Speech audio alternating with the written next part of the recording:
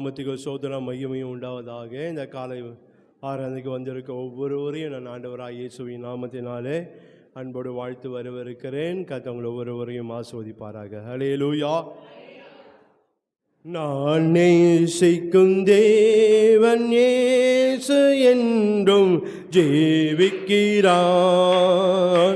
அவன் நேற்றும் இன்றும் நாளை என்றும் மாறாதவர்.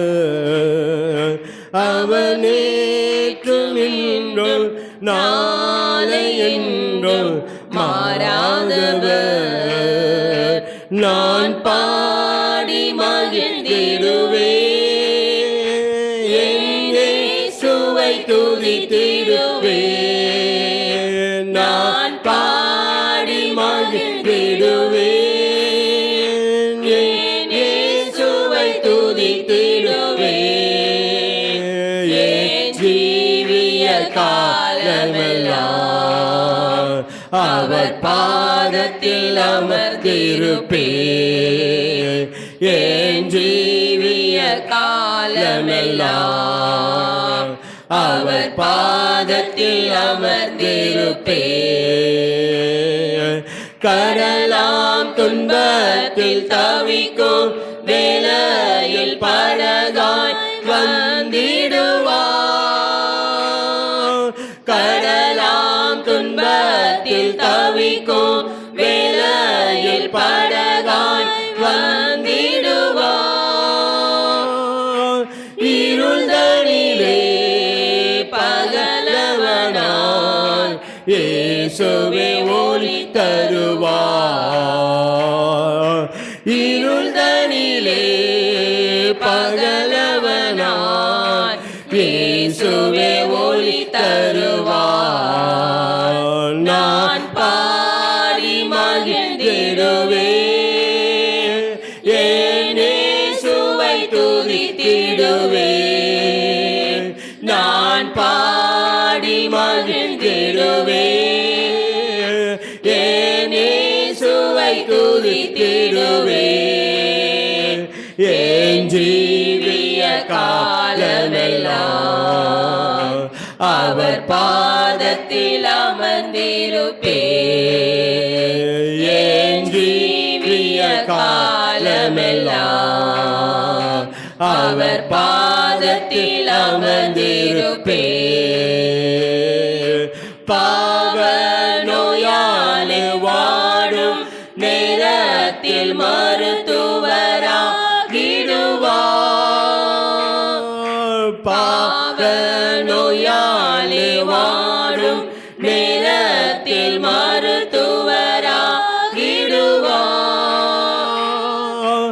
மயங்கி விழும் பசிதனிலே மன்னாவை தந்திடுவார். மயங்கி விழும் பசிதனிலே மன்னாவை தந்திடுவார். நான் பாடி மகிழ்ந்திடுவேன், என் இயேசுவை துதித்திடுவேன். நான் பாடி மகிழ்ந்திடுவேன், என் இயேசுவை துதித்திடுவேன். என் ஜீவிய காலமெல்லாம் அவர் பாதத்தில் அமர்ந்திருப்பேன். என் ஜீவிய காலமெல்லாம் அவர் பாதத்தில் அமர்ந்திருப்பேன்.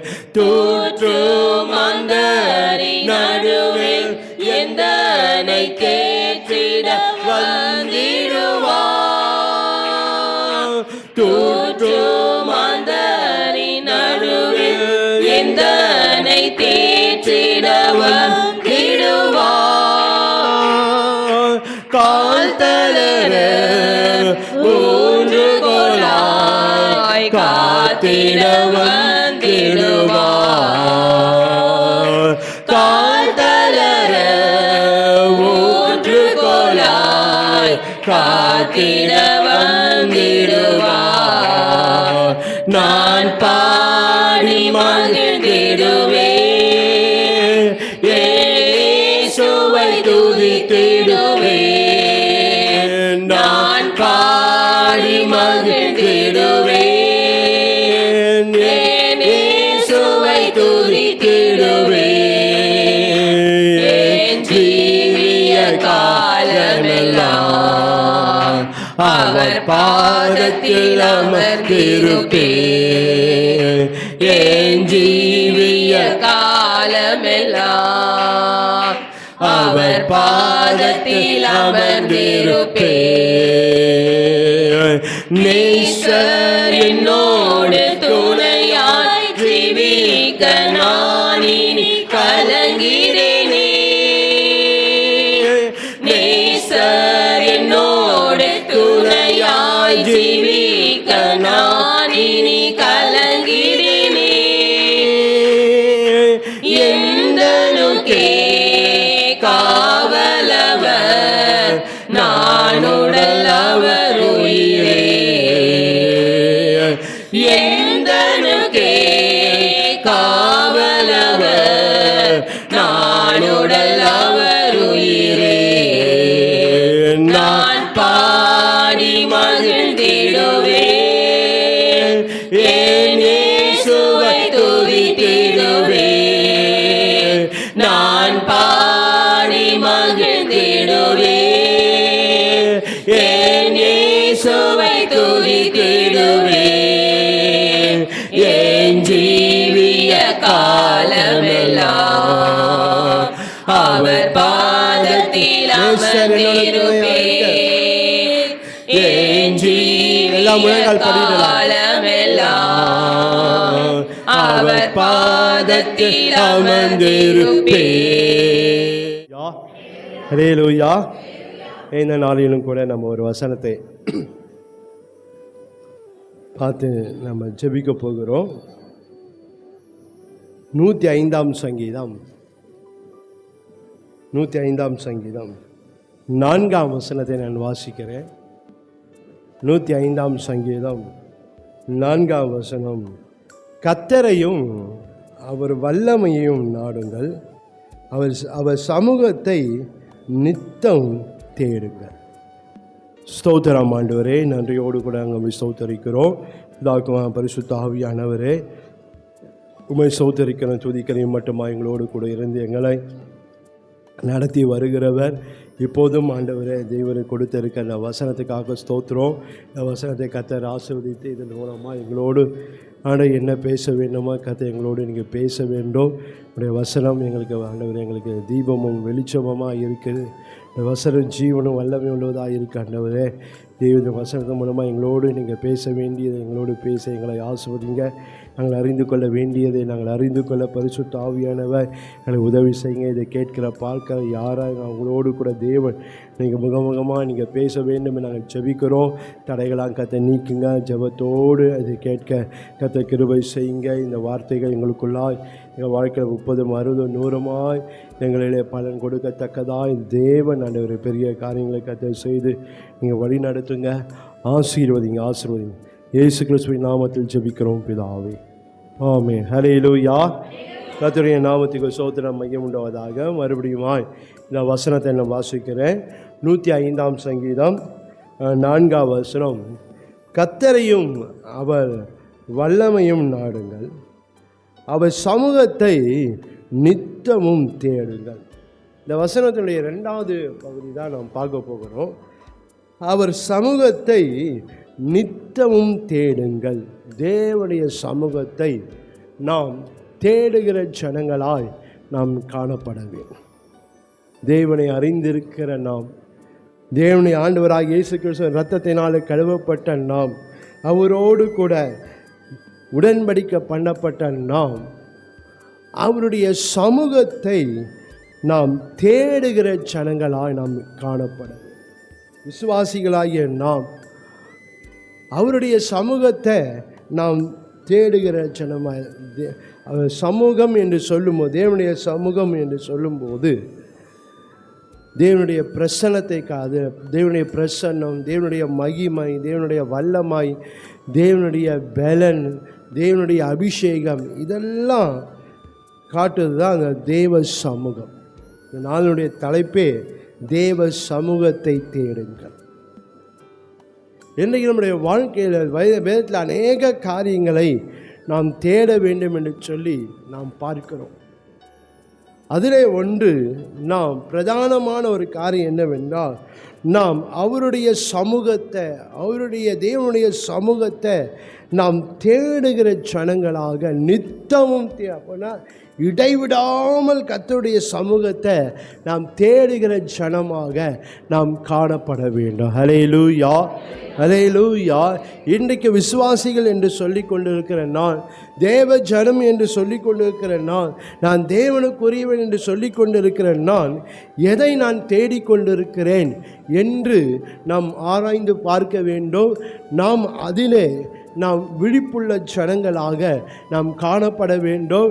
ஒரு கிறிஸ்தவராகிய நான், ஆண்டவரை பின்பற்றுகிற நான் எதை தேட வேண்டும் என்று சொல்லி தேவன் இங்கே சொல்லுகிறதை இங்கே நாம் பார்க்கலாம். அவருடைய சமூகத்தை நாம் தேடுகிற ஜனங்களாக நாம் காணப்பட வேண்டும். இன்றைக்கு நாம் தேவனுடைய சமூகத்தை தேடுறதை விட்டுட்டு இந்த உலகம் நம்ம எதையோ நாம் தேடிக்கொண்டு இருக்கிறோம். ஆனால் தேவன் அவருடைய சமூகத்தை நாம் தேடுகிற ஜனங்களாய் நாம் இருக்க வேண்டும் என்று சொல்லி இங்கே ஆலோசனையாக இங்கே சொல்லுகிறத இந்த வேத வசனங்களிலே நம்மால் பார்க்க முடியும். அப்படி நான் தேவ சமூகத்தை நான் தேடவில்லை என்றால், அல்லது தேவ சமூகத்தை என் வாழ்க்கையில் நான் உணரவில்லை என்றால் எனக்கு என்னெல்லாம் நடக்கும் என்ற ஒரு சில சம்பவங்களை பார்த்து தான் இந்த நாளின் செய்தி நாம் பார்க்க போகிறோம். அதனால் நான் தேவ சமூகத்தை நாம் நாடுகிற ஜனங்களால், தேவனுடைய சமூகத்தை நாம் உணர்கிற ஜனங்களால், தேவனுடைய சமூகத்தை நம்ம அறிந்திருக்கிற ஜனங்களாக நாம் காணப்பட வேண்டும். நம்முடைய வாழ்க்கையில் நாம் பார்க்கும்போது, என்னுடைய தனிப்பட்ட வாழ்க்கையில் நான் தேவனுடைய சமூகத்தை நான் உணர்றேன்னா, தேவனுடைய பிரசன்னத்தை நான் உணர்ந்து கொண்டு இருக்கிறேன்னா, என்னுடைய தனிப்பட்ட வாழ்க்கை அல்லது என்னுடைய தனி ஜபத்தில் நான் தேவ பிரசன்னத்தை உணர்கிறேனா, தேவ சமூகத்தை நான் உணர்கிறேனா, என் வீட்டில் நடக்கிற குடும்ப ஜபத்தில் தேவனுடைய பிரசன்னத்தை நான் உணர்கிறேனா, நான் தேவ சபையில் தேவனுடைய பிரசன்னத்தை அல்ல தேவ சமூகத்தை நான் உணர்கிறேனா என்று நாம் ஆராய்ந்து பார்க்க வேண்டும். என்னால் எங்கேயும் தேவ பிரசன்னத்தை உணர முடியவில்லை என்றால் நாம் சீர்தூக்கி பார்க்க வேண்டும். இந்த வாழ்க்கையை நம்ம ஆராய்ந்து பார்க்க, ஏன் என்னால் தேவ சமூகத்தை உணர முடியல என்று நம்ம என்ன செய்யணும்? சரி அப்படிதான் என்று சொல்லி நம்ம என்ன செய்யக்கூடாது? அப்படியே கண்டும் காணாமல் போகக்கூடாது நம்ம. ஏன்னா ஒரு மனுஷன் வாழ்க்கையில் தேவ சமூகம் இல்லை என்றால், அல்லது அவன் தேவ சமூகம் அவன் வாழ்க்கை விட்டு போயிடுச்சுன்னா அவன் வாழ்க்கை ரொம்ப மோசமாய் மாறும் என்று சொல்லி சில வேத சம்பவங்களை நம்மளால் பார்க்க முடியும். அதனால் நம்முடைய வாழ்க்கையில் நாம் தேவ சமூகத்தை உணர்வுகளாக நாம் காணப்பட, என்னுடைய தனி ஜபத்தில், என்னுடைய வேத வாசிப்பு, என் குடும்ப ஜபத்தில், என்னுடைய சபையில் நான் கூடி வருகிற அந்த ஜபக்குழுகளெல்லாம் நான் தேவ பிரசன்னத்தை உணர்வுகளாக இருக்க வேண்டும். நான் என் வாழ்க்கையில் தேவ பிரசன்னத்தை, ஒரு தப்பு செய்தால் அது தப்பு நான் உணரணும். ஒரு தவறு செய்தால் அந்த தவறு நான் உணரணும். எப்போதுனா அந்த தேவ சமூகம் நம்மோடு கூட இருக்கும் போது தான். ஹல்லேலூயா, ஹல்லேலூயா. அதனால் நான் என்னுடைய ஜப வாழ்க்கையில் நான் ஜெபிக்கும் போது தேவ பிரசன்னத்தை உணர்கிறேனா என்று நாம் பார்க்க வேண்டும். என்னால் தேவ பிரசன்னத்தை உணரலை, ஏதோ வழக்கமாக நான் ஜெபித்து கொண்டு இருக்கிறேன் என்று இருப்போமானால் நாம் அப்படியே இருக்கக்கூடாது. நாம் திரும்ப வேண்டும். ஏன் என்னால் உணர முடியல? ஏன் என்னால் தேவ பிரசன்னத்தை, தேவ சமூகத்தை ஏன் என்னால் உணர முடியல என்று நம்ம ஆராய்ந்து பார்த்து அதுக்கு தடையாக என்ன காரியம் இருக்குது அதெல்லாம் சுத்திகரித்து கொண்டு நாம் தேவனிடத்தில் திரும்புகிற ஜனமாக இருக்க வேண்டும். ஹல்லேலூயா, ஹல்லேலூயா. அதனால் நாம் அப்படிப்பட்ட ஒரு ஜீவியத்தை நம்முடைய வாழ்க்கையில் ஆண்டவர் எதிர்பார்க்கிறார். உதாரணத்துக்கு நீங்கள் பார்க்கும்போது ஏசாயா 6ஆம் அதிகாரத்தில் பார்க்குறோம். ஏசாயா 6ஆம் அதிகாரத்தில் பார்க்கும்போது நீங்கள் 1ஆம் அங்கே ஏசாயா தீர்க்கதரிசி சொல்லுகிற ஒரு காரியத்தை அங்கே நாம் பார்க்க முடியும். நான் அசுத்த உதடுள்ள மனுஷன், அசுத்த உதடுள்ள ஜனத்தின் மத்தியில் நான் என்ன செய்கிறேன், நான் இருக்கிறேன் என்று சொல்கிறான். ஆனால் அது வரைக்கும் அந்த 1ஆம் அதிகாரத்தில் 5ஆம் வசனம் 5ஆம் அதிகாரம் வரைக்கும் தீர்க்க தரிசனம் உரைத்த தீர்க்க தரிசி தான். ஆனால் என்றைக்கு அவர் தேவ பிரசன்னத்தை உணர்ந்தாரோ அன்றைக்கு என் வாழ்க்கையில் அவரிடத்தில் இருக்க சில குறைவுகளை அவரால் உணர முடிகிறத பார்க்க. என் வாழ்க்கையில் தேவ பிரசன்னத்தை நான் உணரணும். நான் தேவ பிரசன்னம் என் வாழ்க்கையில் நான் உணராமல் இருந்து கொண்டிருப்பேனால் என் வாழ்க்கை ஒரு ஆபத்தான நிலையில் இருந்து கொண்டு இருக்கு. நான் ஜெபிக்கும் போது தேவ பிரசன்னம் என்னால் உணர முடிகிறா, தேவனுடைய அபிஷேகத்தை என்னால் உணர முடியுதா, தேவனுடைய வல்லமை என்னால் உணர முடியுதா, தேவனுடைய அபிஷேகத்தில் என்னால் நிரம்ப முடியுதா என்று நாம் பார்க்க வேண்டும். என்னால் அப்படிப்பட்ட காரியங்கள் உணர முடியல என்றால் அதற்கு என் வாழ்க்கையில் எது தடையாக இருக்கிறதோ அதை நம்ம தேவ சமூகத்தை என்ன செய்யணும், நம்ம ஆராய்ந்து பார்த்து அந்த காரியத்தை நம்ம என்ன செய்யணும், நம்ம விட்டு நாம் தேவனிடத்தில் திரும்புகிற ஜனமாக இருக்கணும். இல்லை அப்படி தான் இருக்கும் அப்படின்னு இருப்போமானால் நம்முடைய வாழ்க்கை ஒரு ஆபத்தான நிலையில் இருக்குது. அதான் நீங்கள் நம்ம வாலிப பிள்ளைகளாக இருக்கலாம், சகோதரராக சகோதரியாக இருக்கலாம். நான் ஜெபிக்கும் போது நான் தேவ பிரசனத்தை என்னால் அபிஷேகத்தை என்னால் உணர முடியுதா, என்னால் நிரம்ப முடியுதா, ஆலயத்து வரும்போது என்னால் அபிஷேகத்தை நிரம்ப முடியுதா, தேவ பிரசனத்தை என்னால் உணர முடியுதா என்று நாம் வேதம் வாசிக்கும் போது என்னால் உணர முடியுதா, வசனம் என் கூட பேசுதா பார்க்கணும். வசனம் கூட பேசாமல் இல்லைன்னா அப்படி என்ன அங்கே அந்த வேத வாசிப்பில் என்னால் எதை செய்ய முடியும், எல்லாம் உணர முடியல, தேவனுடைய பிரசனத்தை என்னால் உணர முடியல.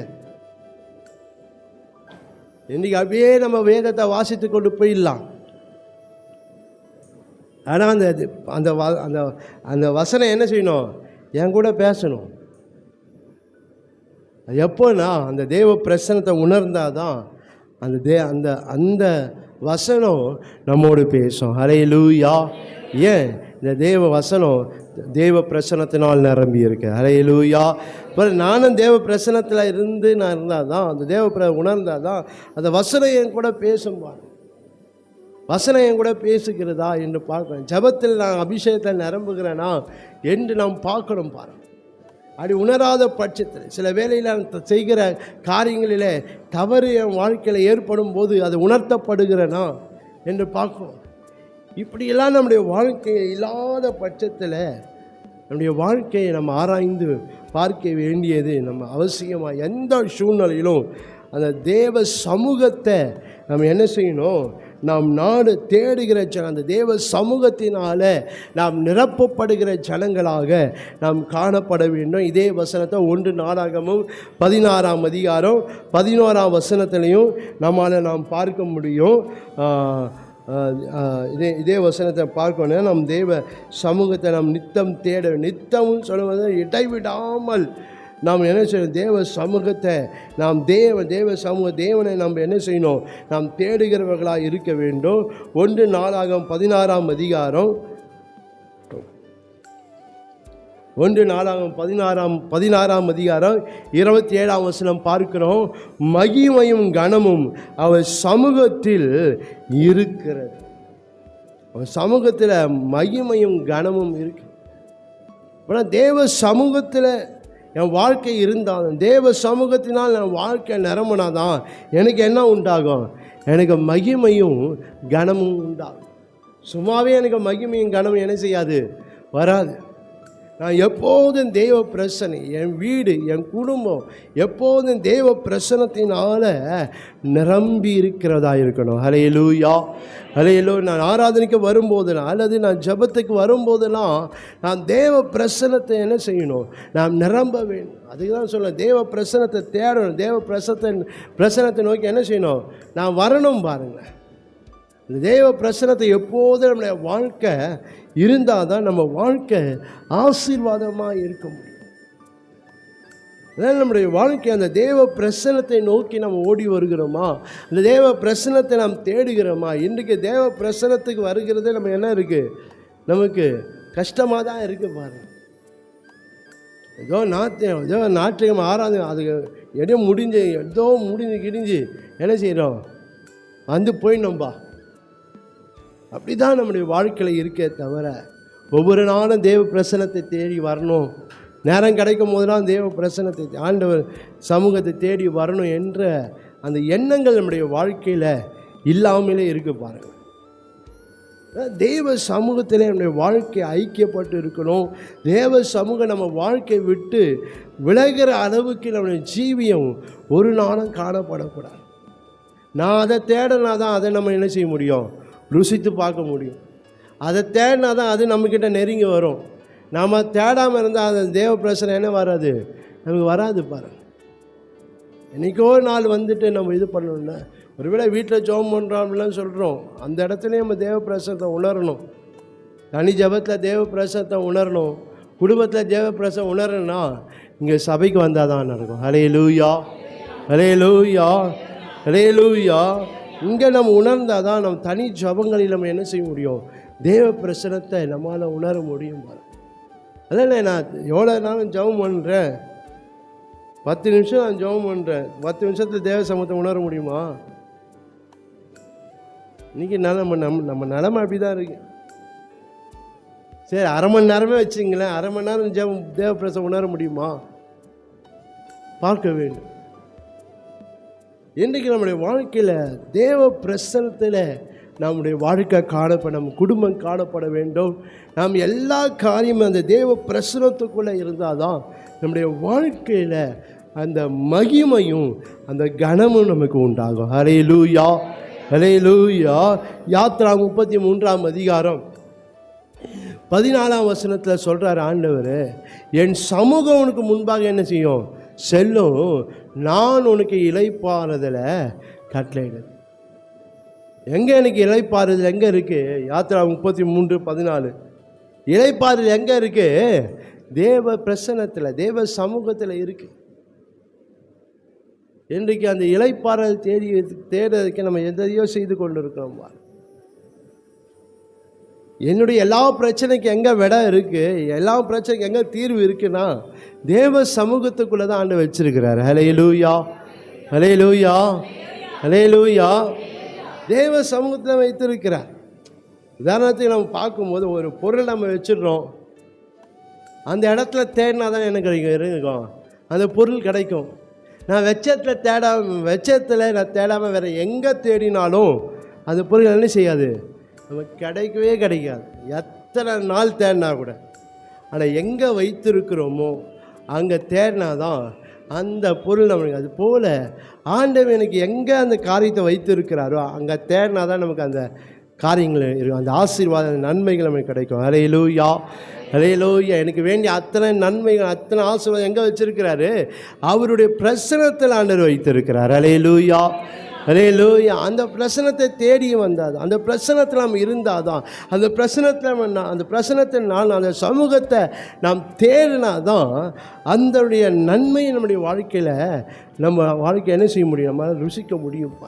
நான் சொன்னேன், என் சமூகம் முன்பாக செல்லும், நான் உனக்கு என்ன செய்வேன், இளைப்பாறுதல் தருவேன் என்று சொல்லி இந்த வேத வசனங்களிலே நம்மளால் பார்க்க முடியும். 16ஆம் சங்கீதம் 11ஆம் வசனத்தில் இங்கே வாசித்து பார்ப்பீங்களானால், 16ஆம் சங்கீதம் 11ஆம் வசனம், ஜீவ மார்க்கத்தை தெரியப்படுத்துவீர், உம்முடைய சமூகத்தில் பரிபூர்ண ஆனந்தமும் உம்முடைய வலது பாச நித்திய பேரின்பம் உண்டு. உம்முடைய சமூகத்தில் பரிபூர்ண ஆனந்தம். சந்தோஷம் எங்கே இருக்கு? உலகத்தில் இல்லை, சந்தோஷம் தேவ சமூகத்தில் இருக்குது. ஹல்லேலூயா, ஹல்லேலூயா. இன்றைக்கி தேவ சமூகத்தை வர்றதுக்கே நம்ம எனக்கு கசப்பாக தான் இருக்குது பாருங்கள். வரும்போதே பாஸ்டர் எப்போ முடிப்பார், வரும்போதே எப்போ வீட்டுக்கு போவோம், அப்படி தான் நம்ம வாழ்க்கை. என்ன அது வரும்போதே அப்படி தான் வந்து கொண்டு இருக்கும். ஏன்? தேவ சமூகம் நமக்கு கசப்பாக மாறிடுச்சு. ஆனால் வசனம் சொல்லுது, தேவ சமூகத்தில் எனக்கு என்ன இருக்கான், பரிபூரண ஆனந்தம் இருக்கு. ஹல்லேலூயா, ஹல்லேலூயா. நம்முடைய வாழ்க்கை தேவ பிரசனம் எனக்கு பரிபூர்ண ஆனந்தமும் உள்ளதாக இருக்கணும் பாருங்கள். என் வாழ்க்கை அந்த சந்தோஷம், எங்கள் தேவன் அந்த பரிபூர்ண நம்முடைய சமூகத்தில் ஆண்டவர் வச்சு அந்த சந்தோஷத்தை, அந்த மகிழ்ச்சியும் பாருங்கள். நம்முடைய வாழ்க்கையில் அந்த தேவ சமூகத்தை நாடும்போது நம்ம சகல சம்பூர்ணத்தினாலும் ஆசீர்வாதங்களை ஆண்டவர் அவர் நம்மை நிரப்புகிற தேவனாக இருக்கிறார். ஹல்லேலூயா, ஹல்லேலூயா. அதனால் இந்த பிரசனத்தை இன்னும் அநேக ஆசீர்வாதங்களை நன்மைகளை ஆண்டவர் வைத்திருக்கிறாரு. ஆனால் அந்த சமூகத்தை விட்டு நான் விலகுவோமானால், அல்லது அந்த சமூகம் என்னை விட்டு விலகி போகுமானால், என்னால் எப்படி இருக்க முடியாது? என்னால் ஆசீர்வாதமாக இருக்கவே முடியாது. நான் ஆசீர்வதிக்கப்பட்டவர்களாக இருக்க வேண்டும் என்று ஆண்டவர் என்ன செய்கிறாரு? விரும்புகிறார்.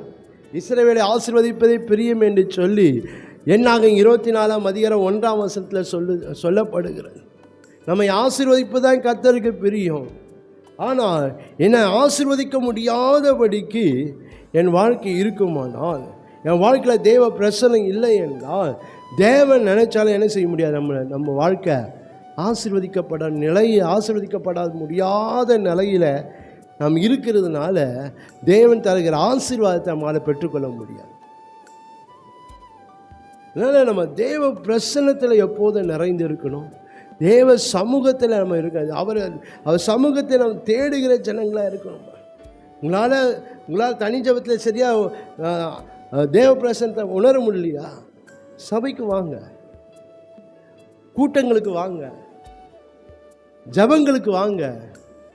அதெல்லாம் உங்கள் வாழ்க்கையை மாற்றும். ஹல்லேலூயா, ஹல்லேலூயா. நீங்கள் அப்படியே இருக்கிற வரைக்கும் உங்கள் காரியங்கள் மாறாது. நான் அப்படியே ஜாம் பண்ணி எல்லாத்தையும் மாற்றிடுவேன் அப்படின்ட்டு நினைப்போமா? அது மாறவே மாறாது. இதெல்லாம் ஆண்டவர் எதுக்காக வைத்திருக்கிறார் என்றால், நான் தேவ பிரசனத்தில் நான் நிரம்ப தான் ஆண்டவர் வைத்திருக்கிறார். ஹல்லேலூயா.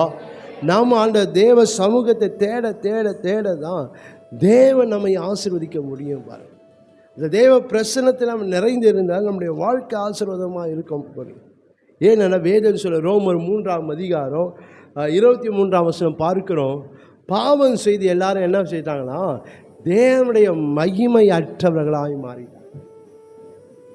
தேவனுடைய மகிமையற்ற அப்படின்னா தேவ பிரசனத்தை இழந்துட்டாங்க. ரோமர் 3:23. நம்முடைய வாழ்க்கையில் நம் தேவ பிரசனம் என்பது நம்ம எதை சம்பாதிக்கிறோமோ இல்லையோ, என் வாழ்க்கையில் நான் தேவ பிரசனத்தை நான் சம்பாதிக்கிறவர்களாக இருக்கணும். நான் எங்கே இருக்கணும்? நான் தேவ பிரசனத்தை இருக்கணும். இன்றைக்கி நான் உலகத்தில் நல்ல உயர்ந்த இடத்துல இருக்கணும் என்று சொல்லி நம்ம என்ன செய்ய என்னென்னோ நான் பண்ணி கொண்டு இருக்கிறோம். பாருங்களேன், நான் இந்த பூமியில் எந்த உயர்ந்த இடத்துல நான் இருந்தாலும் நான் தேவ பிரசனத்தில் நான் இல்லை என்றால் என் வாழ்க்கை ஒன்றுமே இல்லை. அதனால் நான் எதை பிரயாசப்படணும்னா, நான் தேவ பிரசனத்தில் இருப்பதுக்கு நான் பிரயாசப்படணும். நான் தேவ பிரசனத்தில் என் வாழ்க்கை இருப்பதுக்கு, என் தேவ பிரசனத்தினால் நான் நிரப்பப்படுறதுக்கு நான் பிரயாசப்படணும். ஏனென்றால் அந்த தேவ சமூகம், அந்த தேவ பிரசனம் என்னை உயர்ந்த நிலையில் கொண்டு போய்விடும். ஹல்லேலூயா, ஹல்லேலூயா, அதுதான் வழி. நான் பூமியில் நான் உயர்ந்த இடங்களை உன்னை ஏறி இருக்க பண்ணுவேன் என்ன வாக்கு பண்ணியிருக்கிறார். எப்படி? நாம் தேவ சமூகம் தான் அதுக்கு வாசல். ஹல்லேலூயா. தேவ சமூகம் தான் நமக்கு வழி. அந்த தேவ சமூகத்தை இருக்க தேவ சமூகம் என்ன, அந்த தேவனுடைய பிரசனை என்ன உயர்ந்த நிலையில் என்னை கொண்டு வைக்கும். ஹல்லேலூயா. அப்படி இல்லாத பட்சத்தில் நாம் இருப்போமானால் நம்மால் எந்த ஆசீர்வாதங்களும் நம்மால் பெற்றுக்கொள்ள முடியாது. இந்த நாளிலும் ஒரு சில பேரை பார்க்க போகிறோம். அவங்க வாழ்க்கையில் தேவ பிரசனம் இழந்ததுனால அல்லது தேவ பிரசங்கம் வாழ்க்கையை விட்டு விலகிறதுனால சில பிரச்சனைகள் அவங்க சந்தித்தாங்க. கர்த்தர் நல்ல ஆசீர்வாதமான நிலை தான் வச்சார். ஆனால் என்றைக்கு அந்த தேவ பிரசனத்தை இழந்தார்களோ அல்லது அந்த தேவ பிரசனம் அவங்க விட்டு போனதோ, அவங்க வாழ்க்கையில் இல்லாத பிரச்சனை, இல்லாத போராட்டங்கள்லாம் அவங்க வாழ்க்கையில் வந்தது என்று பார்க்க, எதனால் அது வந்தது, எதனால் அவங்கள வாழ்க்கை அப்படி மாறினது என்று சொல்லி இந்த நாளிலே நாம் பார்க்க போகிறோம். ஒன்று, தேவ மகிமையை தேடணும். அப்படி இல்லை என்றால் நம்முடைய வாழ்க்கையில் நம்ம ஆசீர்வாதங்களை நம்மால் பெற முடியாது. எப்போது என்றால், ஒன்று தேவ மகிமையில் நம்ம அசதியாய் இருத்தல். ஒன்று அசதியாய் இருத்தல். 2 அசட்டை பண்ணுதல். 3 அலட்சியப்படுத்துதல். 4 அவமதித்தல், 5 அசூசிப்படுத்தல். இந்த தேவ சமூகத்தை நாம் காத்துக்கொள்ள வேண்டும். தேவ சமூகத்தில் நாம் இருக்க வேண்டும். இன்றைக்கு நம்முடைய வாழ்க்கையில் இன்றைக்கு ஒரு சில பேரை பார்க்க போகிறோம். அவங்க வாழ்க்கையில் தேவ சமூகம் அங்கே விட்டு விலகினாங்க, அல்லது தேவ சமூகம் அங்கே விட்டு போனது ஏனென்றால் அவர்கள் அசதியாக இருந்தாங்க, அசட்டை பண்ணினாங்க, அலட்சியப்படுத்தினாங்க, அவமதித்தாங்க. அது மாத்திரம் இல்லை, அவங்க அசூசிப்படுத்தினால அவங்க தேவ சமூகத்தை அவங்களால என்ன செய்ய முடியும், இருக்க முடியல. அது மாத்திரம் இல்லை, தேவ சமூகம் அவங்க வாழ்க்கையில் தொடர்ந்து இருக்க முடியல. அவங்க அதை விட்டு விலகும்படியான ஒரு சூழ்நிலை இங்கே மாறுகிறத இந்த வேத வசனங்களிலே நம்மளால் பார்க்க முடியும். நீங்கள் எடுத்து வாசித்து பார்ப்பீங்களானால், நீங்கள் ஆதாமை குறித்து நீங்கள் வாசித்து பார்க்கும்போது அவன் வாழ்க்கையில் அவன் சொன்ன ஒரு காரியத்தை நீங்கள் வாசித்து பார்ப்பீங்களானால், ஆதியாகமம் 3ஆம் அதிகாரம் 8ஆம் வசனத்தை பார்க்கிறோம். பகலில் குளிர்ச்சியான வேளையிலே தோட்டத்தை உலாவுகிற தேவனாகிய கர்த்தருடைய சத்தத்தை அவர்கள் கேட்டார்கள். அப்போது ஆதாமும் அவன் மனைவியும் தேவனாகிய கர்த்தருடைய சந்நிதிக்கு விலகி தோட்டத்தின் விருட்சங்களுக்குள்ளே ஒளிந்து கொண்டார்கள். பார்க்கிறோம், கர்த்தருடைய சந்நிதிக்கு, கர்த்தருடைய பிரசன்னத்துக்கு, கர்த்தருடைய சமூகத்துக்கு விலகி. அது வரைக்கும் ஆண்டவர் வரும்போது அவரோடு கூட நடந்து கொண்டாங்க, அவங்களோடு பேசுகிறாங்க, எல்லாம் செய்தாங்க. ஆனால் இப்போது நாம் பார்க்குறோம், இப்போ கர்த்தருடைய சமூகத்தில் அவங்களால் இருக்க முடியல. இப்போ கர்த்தருடைய சமூகத்தை விட்டு விலகி ஓடும்படியான ஒரு சூழ்நிலை இங்கே நம்மளால் பார்க்க. ஏனென்றால் அவங்க எப்படி இருந்தாங்கன்னா, அவங்க அசதியாக இருந்தாங்க. அசதியாக இருந்தனா அது தேவ சமூகத்தை குறித்து ஒரு எண்ணம் அவங்களுக்கு இல்லை. தேவ சமூகத்தை குறித்த ஒரு அக்கறை அவங்களுக்கு இல்லை. தேவ சமூகத்தை குறித்த ஒரு விழிப்பு அவங்களுக்கு இல்லை. தேவ சமூகத்தை குறித்த ஒரு ஜாக்கிரதை அவங்க வாழ்க்கையில் இல்லை. ஏன்னா ஆண்டவர் சொன்னார், ஏன்னா மண்ணினாத அவனை உருவாக்கினார். அவனுக்கு ஒரு மனைவி ஆண்டவர் உருவாக்கி தந்து ஏதேன் தோட்டத்தை உருவாக்கி அதில் என்ன செய்ய, அந்த தோட்டத்தை பண்படுத்தவும் அதில் அவனை வைத்து இந்த தோட்டத்தில் உள்ள எல்லா பழங்களும் புசிக்கலாம். ஆனால் நான் சொல்கிற ஒரு பழத்தை மற்ற நீ என்ன செய்யக்கூடாது, நீ புசிக்கக்கூடாது. நீ புசித்தா என்ன நடக்கும்ன்ட்டு ஆண்டவர் இங்கே தெளிவாய் சொல்லுகிறது நாம் பார்க்கிறோம். 17ஆம் வசனத்தில் ஆதியாகமம் 2ஆம் அதிகாரம் 16ஆம் வசனம் 17ஆம் வசனத்தில் தேவனாகிய கர்த்தர் மனுஷனை நோக்கி, நீ தோட்டத்தில் உள்ள சகல விருட்சத்தின் கனியும் புசிக்கலாம், ஆனாலும் நன்மை தீமை அறியத்தக்க விருட்சத்தின் கனியை புசிக்க வேண்டாம், அதை நீ புசிக்க நாளிலே சாகவே சாவா என்று கட்டளையிட்டார். சாகவே சாவாய். அப்படி என்றால் அவர் எழுத்தின்படி காரியத்தை சொல்லலை. அவர் என்ன சொல்ல, நீங்கள் புசித்தா என்னுடைய பிரசன்னத்தை நீ என்ன செய்வ, நீ இழந்து போயிடுவ. என்னுடைய மகிமையை, என்னுடைய சமூகத்தை நீ என்ன செய்ய முடியும், என் சமூகத்தில் உன்னால் இருக்க முடியாது. என் சமூகத்தை விட்டு நீ வெளியே போக வேண்டிய சூழ்நிலை மாறிடும். அதனால் நீ என்ன செய்ய, நீ எல்லா பழத்தை பூசி, ஆனால் நான் சொன்ன இந்த ஒரு மரத்தினுடைய கனியை மட்டும் என்ன செய்யாத, நீ புசிக்காதன்னு சொல்லிட்டார். தெளிவாக சொன்னார். ஆனால் அதுக்கு அவங்க எப்படி இருந்தாங்க, அதிலே அவங்கள அசதியாக இருந்திருக்காங்க. அதிலே கவனம் இல்லை, அதிலே ஒரு விழிப்பு அவங்க வாழ்க்கையில் இல்லை. பாருங்களேன், இப்போ ஆதாம் கிட்ட சொல்கிறாரு, அது அவன் யாருக்கிட்ட சொன்னான், தன் மனைவிகிட்டேன்னு சொல்கிறான். ஆனால் இப்போது என்ன நடக்குதுன்னா, சாத்தான் வந்து அவங்கள இப்போ வஞ்சித்த போது அதுக்கு அவங்க கீழ்ப்பணிஞ்சிட்டாங்க. சாத்தானுடைய தந்திரங்களுக்கு அவங்க என்ன பண்ணிட்டாங்க, அவங்க அடிமையை போனது. நான் புசிக்கக்கூடாது என்று தேவன் சொன்னதை அவங்கள புசித்ததுனால இப்போ என்ன ஆயிட்டுன்னா, தேவனுடைய மகிமை விட்டு, தேவனுடைய பிரசன்னத்தை விட்டு விலகி ஓடும்படியான ஒரு சூழ்நிலை இங்கே வந்துடுச்சு பாருங்களேன். இன்றைக்கி நம்முடைய வாழ்க்கையில் நாம் தேவ பிரசன்னத்தை குறித்து ஒரு நாளும் என்ன செய்யக்கூடாது, நம்ம அசதியாக இருக்கக்கூடாது. தேவ சமூகத்தை நாம் உணர வேண்டும். தேவ சமூகத்தில் நான் இருக்க வேண்டும். நித்தமும் தேவ சமூகத்தை நாம் என்ன செய்யணும், நாம் நாடுகிற ஜனங்களாக இருக்க வேண்டும். தேவ சமூகத்தை குறித்ததான மனக்கசப்பு எனக்கு இருக்கக்கூடாது. தேவ சமூகத்தை குறித்ததான முறுமுறுப்பு நம்ம வாழ்க்கையில் என்ன செய்யக்கூடாது, ஒரு நாளும் இருக்கக்கூடாது. ஏனென்றால் நான் செய்து கொண்டிருப்பேன்னா ஒரு நாள் நானே தேவ சமூகத்தை விட்டு ஓடும்படியான சூழ்நிலையும் மாறிடும். அது மிகவும் நம்ம எச்சரிக்கையாக இருக்கணும். மிகவும் நம்ம விழிப்புள்ளவர்களாக இருக்க வேண்டும். நித்தமும் தேடுங்கள் என்று சொன்னார், அதை நாம் செய்கிறவர்களாக இருக்க வேண்டும். ஹல்லேலூயா. இன்றைக்கு தேவன் சொல்றதை செய்கிறதில்ல, தேவன் சொல்லாததை நாம் என்ன செய்ய அதிகமாய் செய்து கொண்டு இருக்கிறோம். நீங்கள் தேவன் சொல்லாத காரியத்தை அதிகமாக சமூகத்தை தேடுன்னு சொல்ல எது வரைக்கும் எவ்வளவோ நாம் சமூகத்தை தேடுகிறோம். தனிப்பட்ட விதத்தில் தேவன் சமூகத்தை நான் உணர்றேன்னா, என்ன ஜெப ஜீவியத்தில் நான் உணர்றேன்னா, என் வாழ்க்கை தேவ சமூகத்தை உணர்றேன்னா, ஆராய்ந்து பார்க்க வேணும் நம்முடைய வாழ்க்கை. ஒரு நாள் நம்ம நம்ம அசதியாக இருக்கக்கூடாது. அதிலே நான் கவனமற்றவனாக இருக்கக்கூடாது. அதில் அந்த எண்ணமற்றவனாக நான் ஒரு நாளும் இருக்கக்கூடாது.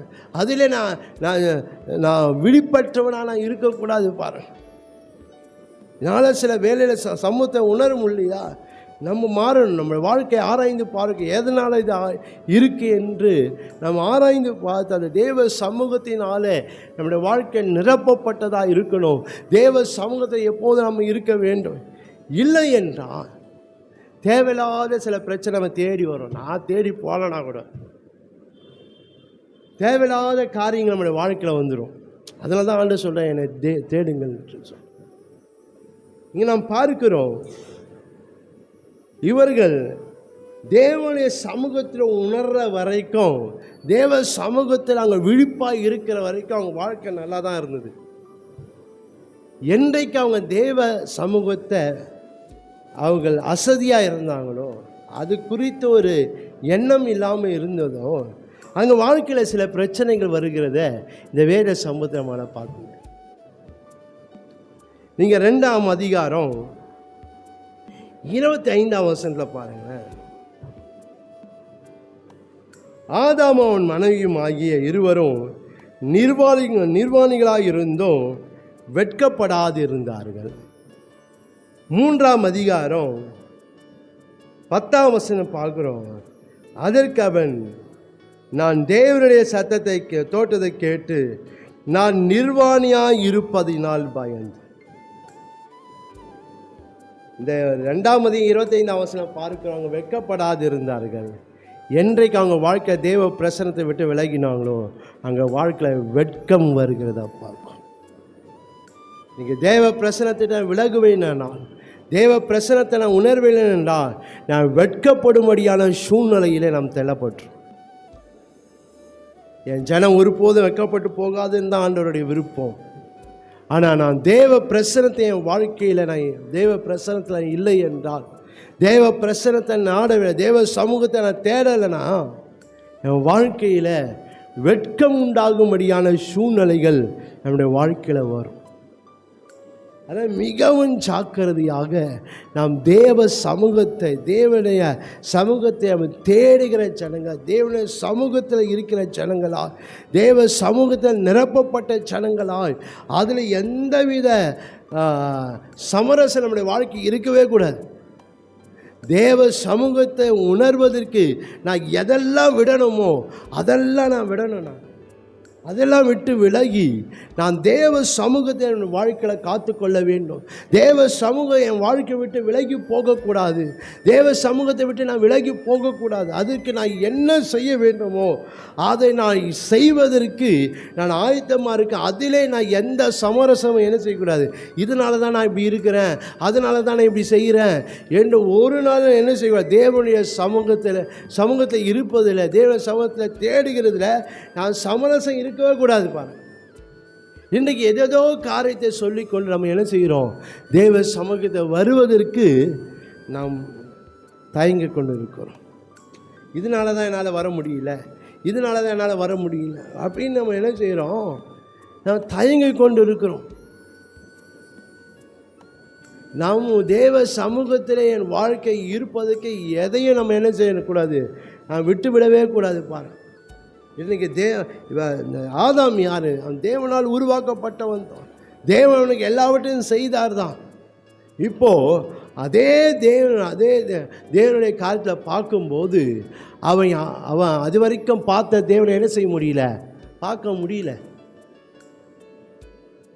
ஏன்? அந்த தேவ சமூகத்தை இழந்தது தான். இன்றைக்கு என் வாழ்க்கை தேவ சமூகத்தில் இல்லை என்றால் நான் வெட்கப்படும்படியான சூழ்நிலையில் நான் தள்ளப்பட வேண்டியதாக இருக்கும். அதை மிகவும் நம்ம ஜாக்கிரதையாய் நாம் தேவ சமூகத்தை இருப்பதில் நான் கவனம் உடையவர்களாக இருக்க வேண்டும். தொடர்ந்து நீங்கள் வாசித்து பார்ப்பீங்களானால், தொடர்ந்து நீங்கள் நேரம் இல்லாததுனால நான் சொல்கிறேன், நீங்கள் தொடர்ந்து நீங்கள் வாசித்து கொண்டு இருப்பீங்களானால் அங்கே தேவ கோபம் வருகிறது. எதனால்? தேவ சமூகம் இல்லாததுனால. அந்த ஆதாம் தேவ சமூகத்தில் இல்லாததுனால இப்போ அவன் வாழ்க்கையில் என்ன வருது? தேவனுடைய கோபம் வருகிறது. அவன் தேவ சமூகத்தை இல்லாததுனால வாழ்க்கையில் பார்க்கிறோம், பகை உண்டாகிறத பார்க்கிறோம். உன் வித்துக்கும் மனுஷன் வித்துக்கு நான் பகை உண்டாக்குவேன் என்று இங்கே ஆண்டவர் சொல்கிறத பார்க்கும். பகை வருது, தேவ கோபம் வருது, வெட்கம் வருகிறது. இதெல்லாம் எதனால் நடக்குது? தேவ சமூகம் இல்லாததுனால. ஒரு மனுஷன் வாழ்க்கையில் தேவ சமூகத்தை விட்டு விலகி போகும்போது, அல்லது தேவ சமூகத்தை ஒரு மனுஷன் வாழ்க்கை இல்லாத போது, அவன் வாழ்க்கை இல்லாததெல்லாம் தேடி வரும். இல்லாதெல்லாம் வரும். நான் தேடி போக வேண்டிய அவசியமே இல்லை, வரும் என தேடிங்க காரியங்கள். அது மிகவும் ஜாக்கிரதை. அதிலே நம்ம தேவ சமூகத்துக்கு வருவது, தேவ சமூகத்தை தேடுகிறதுல, தேவ சமூகத்தில் இருப்பதில் நம்ம எப்படி இருக்கக்கூடாது? நம்ம அசதியாக இருக்கக்கூடாது. விசுவாசிகளாகி நாம் ஜாக்கிரதை உள்ளவர்களால் நான் நித்தமும் கர்த்தருடைய சமூகத்தை நாம் தேடுகிற ஜனமாக இருக்கணும். ஹல்லேலூயா, ஹல்லேலூயா. இன்னைக்கு கர்த்தருடைய சமூகத்தை தேடுகிறதுக்கு ஏதோ காரியங்களை சொல்லி கொண்டு இருக்கிறோம். சபைக்கு ஏன் வரல, மீட்டிங்கு கூட்டங்கள் ஏன் வரலன்னா ஏதோ ஒரு காரியத்தை சொல்லி கொண்டு இருக்கிறோம். அதான் நாம் மிகவும் ஜாக்கிரதையாக நாம் தேவ சமூகத்தை தேடுகிறதுல ஒரு நாள் நம்ம சோர்ந்து போகக்கூடாது. ஒரு நாள் அதிலே நம்ம என்ன செய்யக்கூடாது? நாம் பின்வாங்கி போகக்கூடாது. எந்த காரியத்தையும் நாம் தடையாக என்ன செய்யக்கூடாது? நம்ம வைக்கக்கூடாது. நாம் தேவ சமூகத்தை நாம் தேடுகிற ஜனமாக இருக்கணும். ஹல்லேலூயா, ஹல்லேலூயா, ஹல்லேலூயா. இல்லை என்றால் தேவையில்லாத காரியங்கள் நம்முடைய வாழ்க்கையில் வரும். இங்கே தேவன் இங்கே பார்க்குறோம், வாழ்க்கை அது வரைக்கும் நல்லா இருந்தான். இப்போ அவன் வாழ்க்கையில் வெட்கம் வருது பாரு, வாழ்க்கையில் தேவ கோபம் வருது, வாழ்க்கையில் பகை வருது. பார்க்கிறோம். தொடர்ந்து வாசித்து பார்ப்பீங்களானால் அடிமைத்தனம் வருகிறது பார்க்கிறோம். அடிமைத்தனம் இங்கே நீங்கள் வாசித்து பார்ப்பீங்களானால்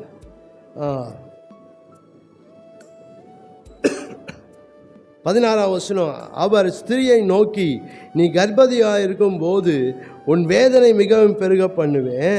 வேதனையோடு பிள்ளை வேதனை வருது. இங்கே வேதனை வருது. அடுத்தது பார்க்குறோம், உன் ஆசை உன் புருஷனை பற்றிருக்கும், அவன் உன்னை ஆண்டுக்குள் அடிமைத்தனம் வருகிறது. நம்முடைய வாழ்க்கையில் இது போல் காரியங்களாக வரும். தேவையில்லாமல் எதனா ஒரு காரியத்தை அடிமைப்பட்டு இருப்போம், மீண்டு வர முடியாத அளவுக்கு.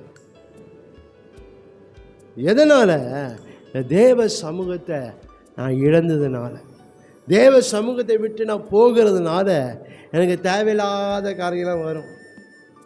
ஆனால் மிகவும் நம்ம ஜாக்கிரதையாக இருக்க வேண்டும். அதான் ஆண்டவர் சொல்கிற காரியங்களிலே நாம் கவனமாய் நாம் காணப்பட வேண்டும். தொடர்ந்து வாசித்து பார்க்கும்போது அவனுக்கு ஒரு சாபம் வருது. உண்மையாக நீங்கள் என்ன செய்ய 17ஆம் வசனத்தில் பார்க்கிறோம், நீ உன் மனைவியின் வார்த்தைக்கு செவி கொடுத்து புசிக்க வேண்டாம் என்று நான் உனக்கு விளக்கின விஷயத்தின் கனி புசித்தபடியா பூமி உன் நிமித்தம் சபிக்கப்பட்டிருக்கும். நீ உயிரோடு நாளெல்லாம் வருத்தத்தோடு அதன் பலனை புசிப்பாய். அது உனக்கு முள்ளும் குறுக்கும் முளைப்பிக்கும் வெளியின் பயிர் வகைகளை புசிப்பாய் என்று சொல். மண்ணிலிருந்து எடுக்கப்பட்டது மண்ணுக்கே திரும்புவாய். பாருங்களேன், மனுஷன வாழ்க்கையில் என்னெல்லாம் வருது, ஒரு சாபம் வருது பாருங்க, சாபம் வருது. அதான் மிகவும் ஜாக்கிரதையாய் நாம் காணப்பட வேண்டாம். நீ பின்பாக அதுக்கு திரும்பி வாசனத்தை வாசித்து பார்ப்பீங்களாண்ணா, அவன் எங்கே இருக்கணும்னு இருந்தால் ஆண்டை ஏற்படுத்தினாரோ அந்த இடத்தை விட்டே போகும்படி செய்துட்டார். சில வேளை நான் எந்த இடத்துல இருக்கணும்னு ஆண்டவர் வச்சாரோ அந்த ஸ்தானத்திலேருந்து நான் இறக்கப்படுகிற வேலை சூழ்நிலையில் அவர் தள்ளப்பட்டுருவேன். ஏன்னா உயர்ந்த ஸ்தானத்தில் வச்சிருப்பாருனால் நான் தேவ சமூகத்தை விட்டு விலகி ஓடுவேனால் அந்த உயர்ந்த ஸ்தானத்திலிருந்து நான் தள்ளப்பட வேண்டிய நிலைக்கு நம்ம ஆயிடும். அதை மிகவும் நம்ம விழிப்புள்ளவர்களாக தேவ சமூகத்தை குறித்து நம்ம என்ன வரக்கூடாது, நமக்கு அசதி ஒரு நாள் வரக்கூடாது. நித்தமும் கர்த்தரை தேடுகிறவளாக இருக்க, நான் தேவ சமூகத்தை உணர்கிறவனாக இருக்கணும், தேவ பிரசனத்தை உணர்வுகளாக இருக்கணும், தேவ அபிஷேகத்தை உணர்வு, தேவனுடைய வல்லமையை நான் உணர்வுகளாக இருக்கணும். எனக்கு எந்த உணர்வும் இல்லைப்பா, எனக்கு எதுவுமே தெரியலப்பா அப்படின்னு நான் சொல்லிக்கொண்டு இருப்பேமானால் நம்ம ஆபத்தான நிலையில் இருக்கிறோம். நம்ம அதனால் நான் தேவ பிரசனத்தில் நாம் எப்போதும் இருக்க வேண்டும். ஹல்லேலூயா, ஹல்லேலூயா. அப்போது தான் அந்த தேவ சமூகத்தில் எனக்கு சகல விதமான ஆசீர்வாதங்களை கர்த்தர் வைத்திருக்கிறார். ஹல்லேலூயா. நான் தேவ சமூகத்தை நாடாமல் எனக்கு இந்த நன்மை வேணும், எனக்கு அந்த ஆசீர்வாதம் இந்த ஆசீர்வாதம் வேணும்னா எதுவுமே வராது நம்மளுக்கு. நாங்கள் வந்தால் தான் எனக்கு ஆசீர்வாதம் வரும். ஹல்லேலூயா. தேவ சமூகத்தை வந்தால் தான் ஆசீர்வாதம் வரும். நான் அதிலே அசதியாக இருந்துட்டு நான் தேவனிடத்தில் நான் ஆசீர்வாதம் கேட்டுக்கொண்டு இருப்பேன் என்னால் ஒன்றும் முடியாது. பாருங்கள், அதில் மிகவும் நம்ம விழிப்புள்ளவர்களாக இருந்து அந்த தேவ சமூகத்தை நித்தமும் தேடுகளாக இருக்கணும். அந்த தேவ சமூகத்தை ஒரு நாளும் என்ன நம்ம அசதியாக நாம் இருக்கவே கூடாது. ரெண்டாவதாக நாம் பார்க்கிறோம் அசட்டை பண்ணுதல். அசட்டை பண்ணுதல்னா புறக்கணிக்குதல், தேவ சமூகத்தை புறக்கணிக்கிறது. எப்படிலாம் சர்ச்சுக்கு போகக்கூடாது, என்னெல்லாம் பண்ணலாம், அதுக்கு அப்படிலாம் சில வேலையில் நம்ம என்ன செய்வோம், ஐடியா பண்ணுவோம் பாருங்கள். அதனால் சில வேலைகளிலே நம்முடைய வாழ்க்கையில் நம் தேவ சமூகத்தை நான் அசட்டை பண்ணி கொண்டு இருக்கிறேன்னா என்ன பார்க்கணும். ஏதோ அற்பமான ஒரு காரியத்துக்கெல்லாம் நம்ம என்ன செய்கிறோம், தேவ சமூகத்துக்கு வராமல் இருக்கிறோம். ஒன்றும் இல்லாத காரியத்துக்கெல்லாம் நம்முடைய வாழ்க்கையில் பார்க்கும். ஏதோ ஒரு காரியத்தை சொல்லி கொண்டு இருக்கிறேன்.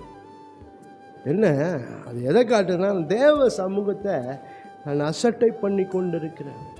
ஒருவேளை மேலோட்டமாக பார்க்கும்போது ஒருவேளை தெரியாமல் இருக்கலாம் யார் பார்க்குறவங்களுக்கு, ஆனால் உள்ளே பார்க்குற தேவன் ஒருவர் இருக்கிறார். நான் தேவ சமூகத்துக்கு எப்படி வரேன், தேவ சமூகத்தை குறித்து நான் எப்படி இருக்கிறேன், எல்லாமே அவர் பார்த்துன்னு இருக்கிறார். மனுஷங்க முன்பாக நம்ம என்ன வேணால் செய்திடலாம் பாருங்கள், ஆனால் தேவன் என்னை பார்க்குறாரு, என் உள்ளான காரியங்களை பார்க்குறாரு. அதனால் நான் தேவ சமூகத்துக்கு நான் எப்படி வரேன், நான் அதை அசட்டை பண்ணி கொண்டு இருக்கிறேன்னா அது அல்லது நான் ஆவலோடு தேவ சமூகத்துக்கு ஓடி வருகிறேனா என்று நம்முடைய வாழ்க்கையை நம்ம ஆராய்ந்து பாருங்க. நான் தேவ சமூகத்தை நான் அசட்டை பண்ணிவிட்டு நான் ஆசீர்வாதமாக இருப்பேன் எனக்கு கனவுல கூட நினைக்கவே கூடாது. நான் 40 நாள் ஃபாஸ்டிங் போல் என்ன வேணால் செய்து கொண்டு இருக்கலாம். ஆனால் தேவ சமூகத்தை நான் அசட்டை பண்ணுகிறவனா இருப்பேனானால் நான் தேவனிடத்திலிருந்து ஒரு ஆசீர்வாதம் கூட நம்மளால் பெற முடியாது. அதனால் நம்ம எது வரைக்கும் தேவ சமூகத்தில் நம்ம காணப்பட வேண்டுமோ அப்படியா தேவ சமூகத்தில் நாம் காணப்படுகிற ஜனங்களாக நாம் இருக்க வேண்டும். ஒரு நாள் தேவ சமூகத்தை புறக்கணிக்கக்கூடாது. ஒரு நாள் தேவ சமூகத்துக்கு வருவதற்கு நாம் காரணம் தாமதம் பண்ணக்கூடாது. ஒரு நாள் தேவ சமூகத்துக்கு வருவதற்கு நாம் மனம் சஞ்சலப்படக்கூடாது. இதெல்லாம் தேவன் பார்த்து கொண்டு இருக்கிறான். நாம் மேலோட்டமான சில காரியங்களை சொல்லி கொண்டு இருக்கலாம். அப்போ தான் எனக்கு எதனா ஒரு காரியத்தை நாம் சொல்லிக்கொண்டு இல்லை. நம்முடைய வாழ்க்கையில் நம்ம எந்த சூழ்நிலை இருந்தாலும் தேவ சமூகத்தை நாம் நித்தமும் தேடுகிறவளாக இருக்க வேண்டும். ஹல்லேலூயா, ஹல்லேலூயா. தேவ சமூகத்தை உணரக்கூடிய ஜனங்களாக இருக்க வேண்டும். தேவ சமூகத்தினால் நிரப்பப்பட்ட ஜனங்களாக நாம் இருக்க வேண்டும். அதுதான் நம்முடைய வாழ்க்கையில் சகல நன்மைகளினாலும் ஆண்டவர் நம்மை ஆசீர்வதிக்கிறவர். ஏன்னா சில புறக்கணிக்கும் போது நம்முடைய நன்மைகள், நம்முடைய ஆசீர்வாதங்கள் நம்ம இழக்க வேண்டிய சூழ்நிலையில் நாம் காணப்போம். சில வசனத்தை நாம் பார்க்கும்போது, நீங்கள் உபாகமம் 15ஆம் அதிகாரம் 32ஆம் வசனத்தை நீங்கள் வாசித்து பார்க்கும்போது, அங்கே ஆண்டவர் இஸ்ரவேல் ஜனங்களை குறித்து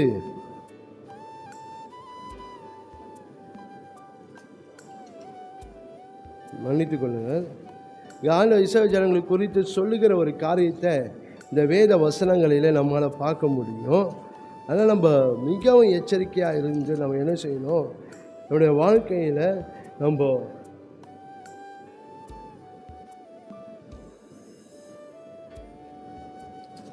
மிக எச்சரிக்கையில் இருந்து நம்ம தேவ சமூகத்தை நம்ம ஒரு நாளும் என்ன செய்யக்கூடாது, நாம் அசட்டை பண்ணுகிற ஜனங்களாக நம்ம ஒரு நாளும் இருக்கக்கூடாது.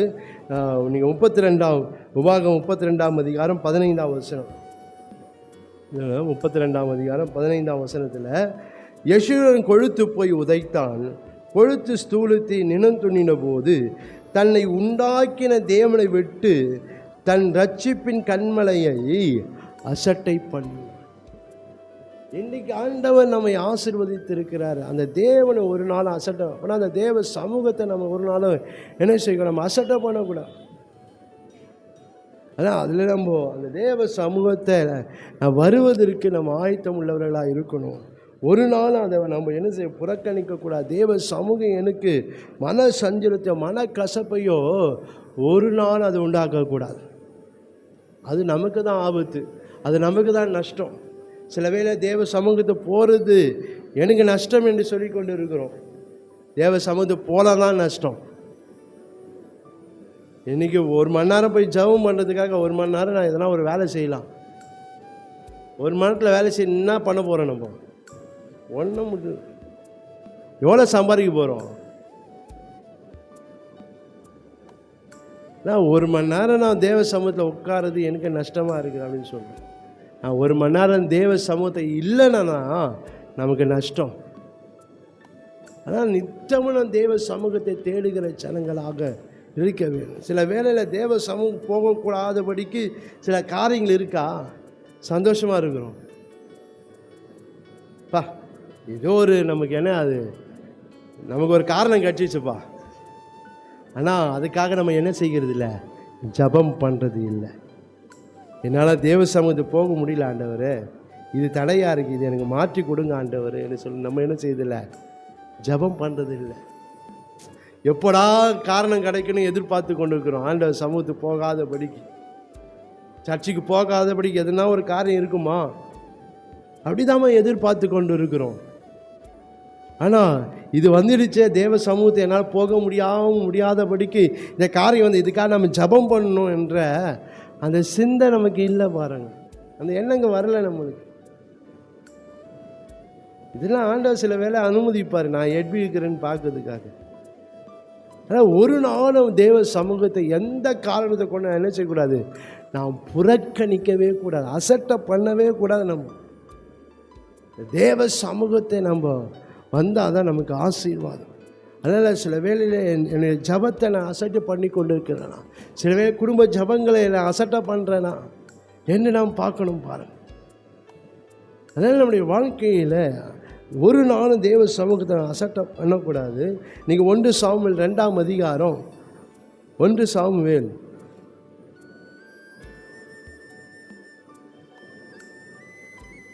2ஆம் அதிகாரம் 30ஆம் வசனத்தினுடைய கடைசி பகுதியை நீங்கள் வாசித்து பார்ப்பீங்களானால் அங்கே நாம் பார்க்கிறோம்,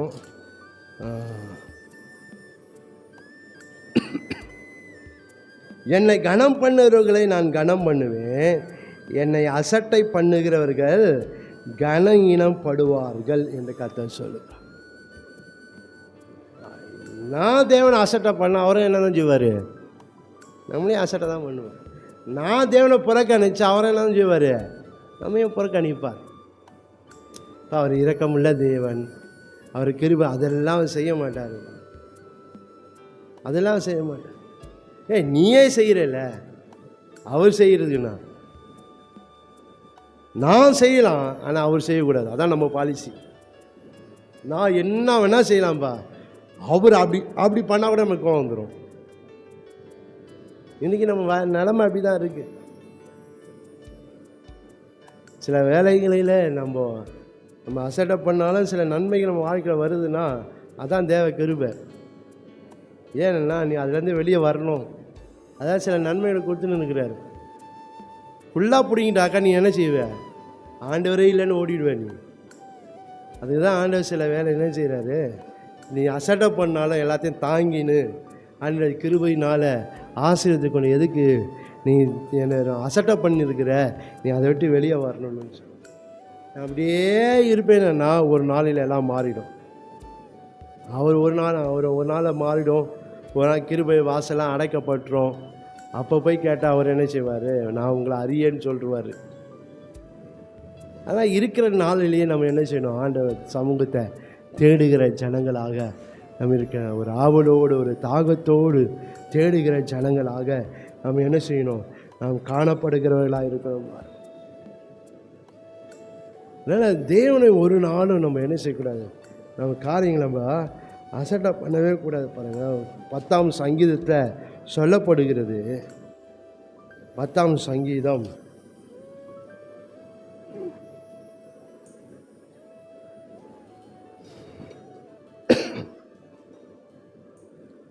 10ஆம் சங்கீதம் 13ஆம் வசனத்தில் பாருங்களேன்.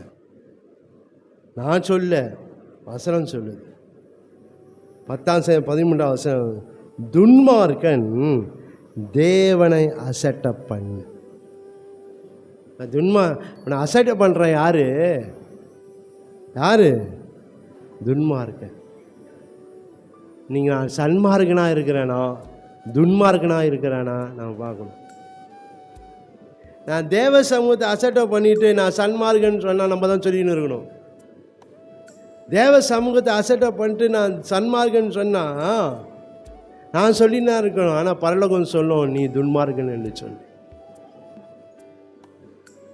அதனால் நான் தேவ சமூகத்தை நான் அசட்டை பண்ணியிருக்கிறேன்னா இல்லை, அந்த தேவ சமூகத்தை நான் நித்தமும் தேடிக்கொண்டு இருக்கிறேனா, தேவ சமூகத்தை தேடுவதற்கு நான் எதையும் விட்டு கொடுக்க நான் ஆயத்தமாக இருக்கிறேனா, இல்லை அற்பமான காரியங்களுக்காக நான் தேவ சமூகத்தை வராமல் நான் அதை தேடி ஓடிக்கொண்டு இருக்கிறேனா என்று நாம் பார்க்க வேண்டும். இன்றைக்கி அற்பமான காரியங்களுக்கு தான், அழிந்து போகிற காரியங்களாம் என்ன செய்யணும்? தேடி ஓடிக்கொண்டு இருக்கிறோம் தேவ சமூகத்தை விட்டுட்டு.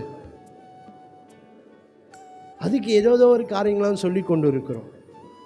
நான் ஒரு வேளை சொல்லி கொண்டு இருக்கலாம், ஆனால் அதை நான் சொல்கிற அந்த காரியங்களை அவரை ஏற்றுக்கொள்கிறாரோ ஏற்றுக்கொள்ளாததோ நமக்கு தெரியாது. ஒருவேளை மனுஷன் தலையை ஆட்டிக்கலாம், சரிப்பா அப்படின்னு. ஆனால் தேவன் தலையாட்டுவாரா தெரியாது. மிகவும் நம்ம ஜாக்கிரதையாக நம்ம தேவ சமூகத்தை நாம் தேடுகிற ஜனங்களாக நாம் காணப்பட வேண்டும். இன்றைக்கி ஆண்டவர் என்னை புறக்கணித்தார்னா நான் எங்கே போகிறது? நீ தேவ சமூகத்தை ஏதோ காரியத்துக்காக நான் புறக்கணிச்சுன்னு இருக்கிறேன், அசட்டை பண்ணிக்கிறேன். ஆண்டவர் என்ன அது போல் பண்ணார்னா நான் எங்கே போயிடுறது? அதான் மிகவும் ஜாக்கிரதை. தேவ சமூகத்தை நாம் தேடுகிற ஜனமாய் நாம் காணப்படுகிறவர்களாக இருக்க வேண்டும். வேதத்தில் நாம் பார்க்கும்போது நீங்கள் யோனான்ற ஒரு மனுஷனை குறித்து பார்க்குறோம். அவன் தேவ சமூகத்தை அசட்டை பண்ணினான். தேவ சமூகத்தை அவன் என்ன பண்ணினா புறக்கணிக்கிறத பார்க்குறோம். நீங்கள் வேதத்தை நீங்கள் வாசித்து பார்ப்பீங்களான்னா யோனாவின் புஸ்தகம் 1072 பக்கத்தில் இருக்குது.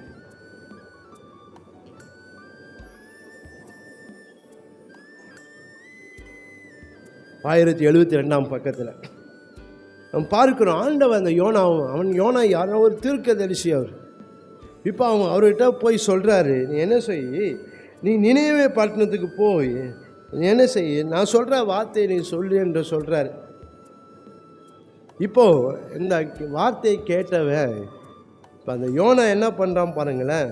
யோனா 1ஆம் அதிகாரம் 3ஆம் வசனத்தில், அப்போது யோனா கர்த்தருடைய சமூகத்தில் நின்று விலகி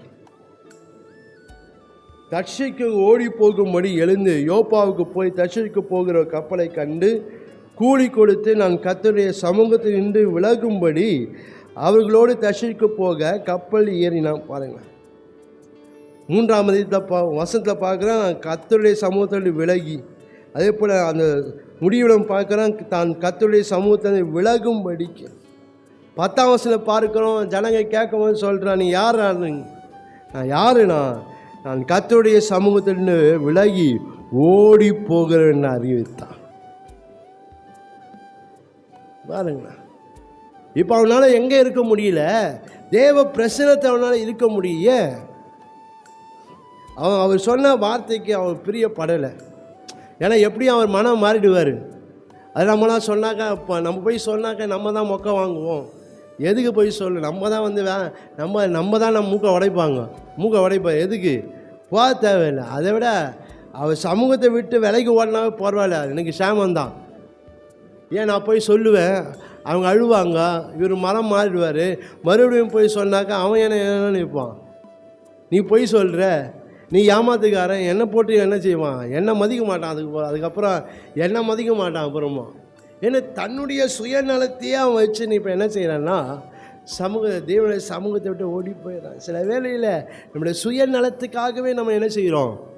நம்ம தேவ சமூகத்தை விட்டு ஓடி போகிறோம். சுய நன்மைக்காகவே, சுய லாபத்துக்காகவே, சுயமான சந்தோஷத்துக்காகவே நான் என்ன செய்கிறோம்? தேவ சமூகத்துக்கு வராமல் அசட்டை பண்ணி நாம் ஓடிக்கொண்டு இருக்கிறோம்.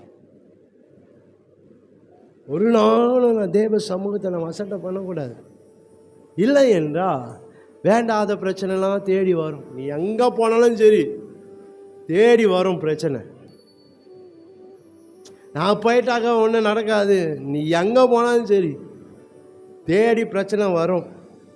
ஏன்? நீ தேவ சமூகத்தை இல்லாததுனால, தேவ சமூகத்தை நீ அசட்டை பண்ணுறதுனால பிரச்சனை தேடி வரும். அதான் விசுவாசிகளாகிய நாம் மிகவும் நம்ம கவனமுடையவர்களாக தேவ சமூகத்தை நாம் தேடுகிற ஜனமாக இருக்கிறோம். ஹல்லேலூயா, ஹல்லேலூயா.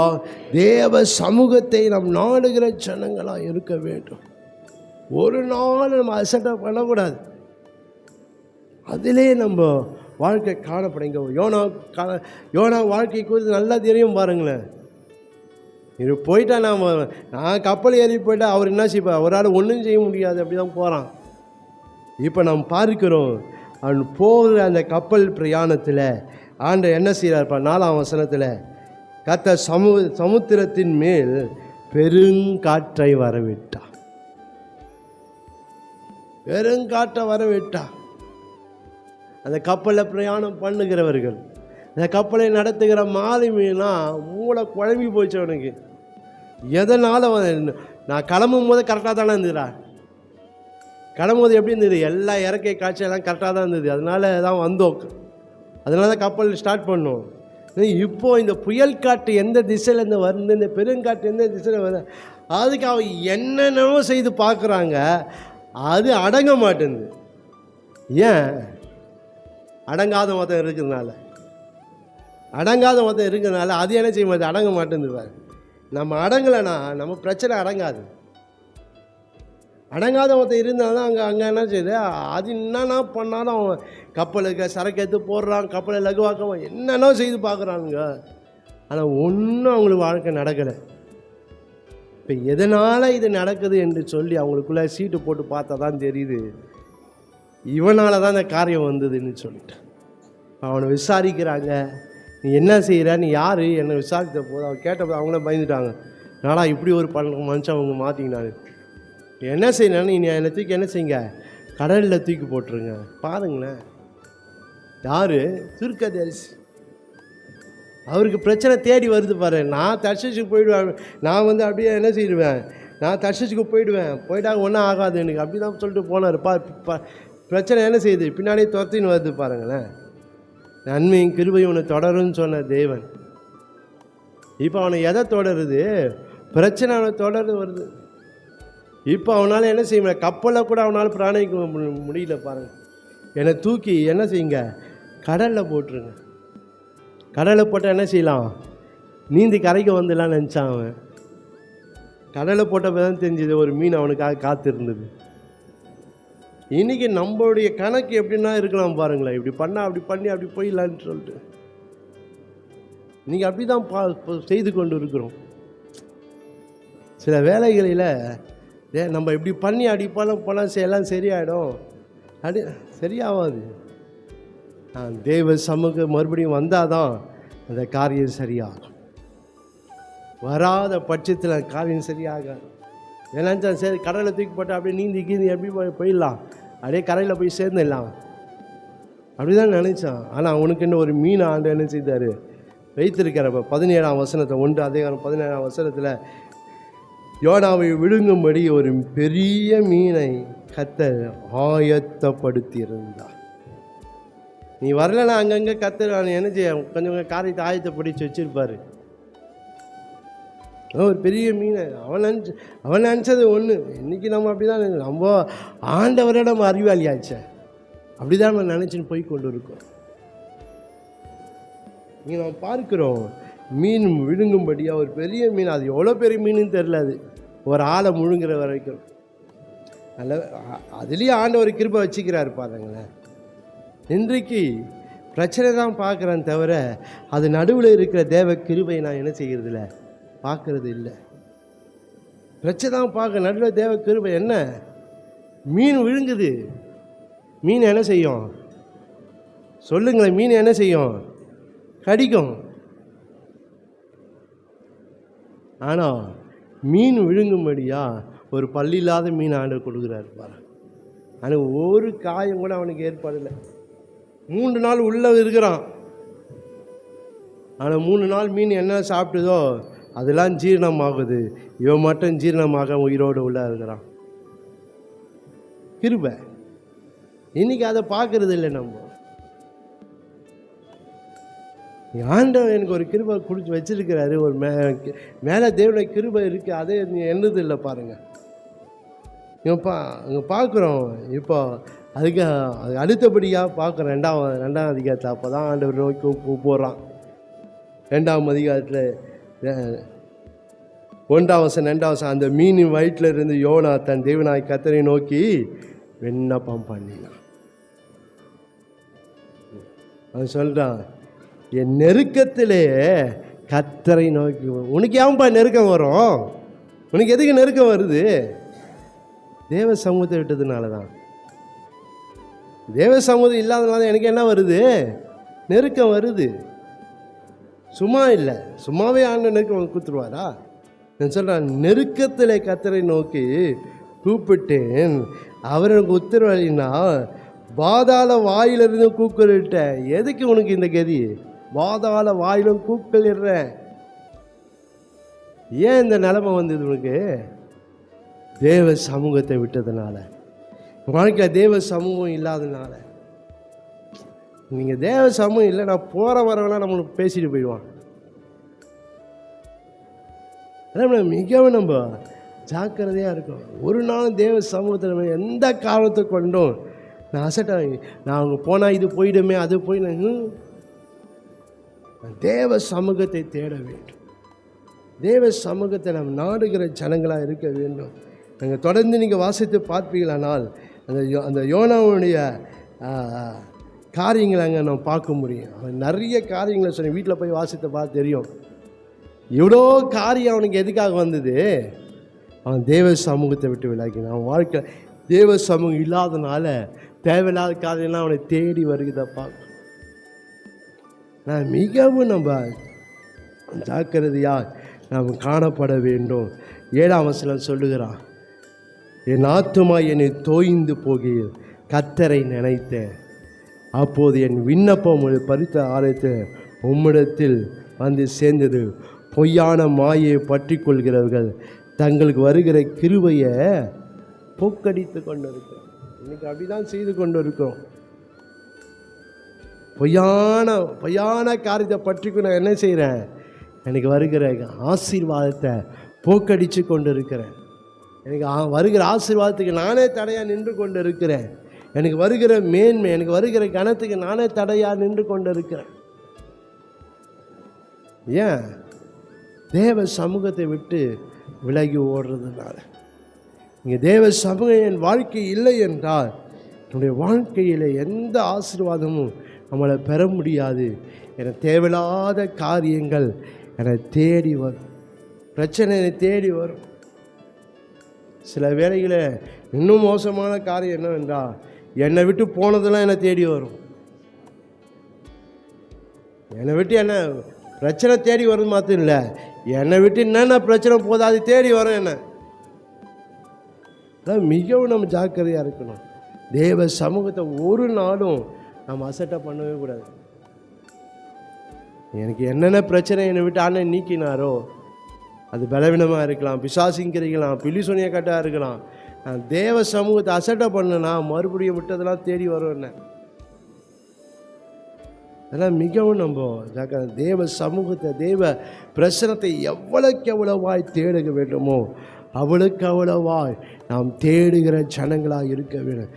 அதற்காக தான் தம் ஜீவனையை அவர் தந்திருக்கிறார். ஹல்லேலூயா, ஹல்லேலூயா. தம் இரத்தத்தின் ஜீவனையும் கொடுத்து நமக்கு புதிய மார்க்கத்தை, புதிய வழி, அந்த தேவ பிரசனத்துக்குள்ள, அந்த மகா பரிசுத்த பிரசனத்துக்குள் நுழைவதற்கு ஜீவன் தந்திருக்கிறார். அப்படின்னா ஒரு சமூகத்தை எப்படி, இந்த சபையை வேதம் சொல்லுகிற தேவன் தம்முடைய இரத்தத்தை கொடுத்து சம்பாதித்த சபை என்று சொல்லப்படுது. அப்படின்னா அந்த சமூகத்தில், இந்த தேவ சபைக்கு வருகிறதுல நான் எவ்வளவு ஆவலாக இருக்கிறேன், தாகமாக இருக்கிறேன்னு பார்க்கணும். நான் அசட்டை பண்ணி கொண்டு இருப்பேன். ஆனால் என் வாழ்க்கையில் தேவையில்லாத காரியம்லாம் வரும். அவன் மனம் திரும்பினால 10ஆம் வசனத்தில் பார்க்கிறோம், மீனுக்கு கட்டளையிட்டால் அது யோனாவை கரையில் கக்கி விட்டது. பாருங்க, ஆண்டவர் மீனை கட்டளை இருக்கா, அது விழுங்குது, மீனை கட்டளை அது கக்குது, என்னெல்லாம் செய்கிறாரு பாருங்க. ஏன்? கிருபை. அதை நம்ம கவனிக்க வேண்டும். அதனால் நம்முடைய வாழ்க்கையில் நாம் தேவ சமூகத்தில் விலகும் போது என் வாழ்க்கையில் தேவையில்லாத பிரச்சனைகள், தேவையில்லாத காரியங்கள் நம்முடைய வாழ்க்கையில் வரும். ஆனால் மிகவும் ஜாக்கிரதையாக இருந்து நான் தேவ சமூகத்தை ஒரு நாளும் நான் அசட்டை பண்ணாதபடிக்கு அந்த தேவ சமூகத்தில் நாம் காணப்பட வேண்டும். ஹல்லேலூயா, ஹல்லேலூயா. அடுத்ததாக நாம் பார்க்கிறோம், நான் தேவ சமூகத்தை நித்தமும் நான் தேட வேண்டும். இந்த தேவ சமூகத்தை குறித்ததான 3வது காரியம் அலட்சியப்படுத்துதல். ஒரு நாள் நம்ம தேவ சமூகத்தை அலட்சியப்படுத்தவே கூடாது. மிகவும் நம்ம ஒரு நாளும் தேவனை தேடி வர, தேவ சமூகத்தை வருகிற ஒரு நாள் அலட்சியம் நம்முடைய வாழ்க்கையில் என்ன செய்ய, ஒரு நாள் காணாமல் போடக்கூடாது. இது செய்யணும்னு தெரியும், ஆனால் செய்ய மாட்டேன். சபைக்கு வரணும்னு தெரியும், ஆனால் வரமாட்டேன். அதான் அலட்சியப்படுத்துதல். தேவ சமூகத்தில் அலட்சியப்படுத்த, துணிகரமான காரியங்கள் செய்கிறது. ஒரு தேவ சமூகத்தை உட்கார்ந்து இருப்பேனா, அதில் நான் எப்படி உட்கார்ந்து கொண்டு இருக்கிறேன், பயபக்தியோடு உட்கார்ந்து கொண்டு இருக்கிறேனா, ஏதோ அலட்சியமாக ஏதோ சிந்தித்து கொண்டு ஏதோ எண்ணிக்கொண்டு அலட்சியப்படுத்துதல். ஒரு நாளும் தேவ சமூகத்தை என்ன செய்யக்கூடாது, அலட்சியப்படுத்தவே கூடாது. நான் தேவ சமூகத்தை இருக்குமோ, என் தனி ஜபத்திலும் சரி, என் குடும்பத்தை நான் எப்படி உட்காந்து கொண்டு இருக்கேன், எப்படா இவங்க முடிப்பாங்க ப்ரேயர் ஜபத்தை, ரொம்ப பண்ணுறாங்களே அப்படின்னு சொல்லி கொண்டு இருக்கேன். ஒரு நாளும் அலட்சியப்படுத்த எங்கே உட்காந்து இருக்கணும், தேவ சமூகத்தை உட்காந்து கொண்டு இருக்கணும். இன்னைக்கு உலக காரியங்களை போய் அதில் அலட்சியம் நமக்கு வரதே இல்லை. பாருங்கள், எவ்வளோ மணி நேரம்லாம் உட்காந்து பேசி கொண்டு இருக்கிறோம், எவ்வளோ மணி நேரம் செலவிட்டு கொண்டு இருக்கிறோம். ஆனால் தேவ சமூகத்தில் வந்தால் தான் நமக்கு எல்லாமே வந்தது. அதில் ஒரு அலட்சியம். இன்றைக்கு நம்ம எப்படியா இருக்கிறோம்? நீங்கள் தேவனை காரியத்தை நான் அலட்சியப்படுத்தி கொண்டு இருக்கிறேன்னா, இது ஆபத்தான ஒரு காரியம். தேவ சமூகத்தை ஒரு நாள் நம்ம என்ன செய்யக்கூடாது, நம்ம அலட்சியப்படுத்தவே கூடாது. ஏன் நான் வசனத்தில் பார்க்கிறோம், நீங்கள் நீதிமொழிகள் 14ஆம் அதிகாரம் நீதிமொழி 14ஆம் அதிகாரம் 2ஆம் வசனம் பாருங்க. நீதிமொழி 14:2 நிதானமாய் நடக்கிறான், கர்த்தருக்கு பயப்படுகிறான், தன் வழிகளில் தாறுமாறானவனோ அவரை அலட்சியம் பண்ணுகிறான். அலட்சியம் பண்ணுகிறவனுடைய வாழ்க்கை எப்படி இருக்கும்?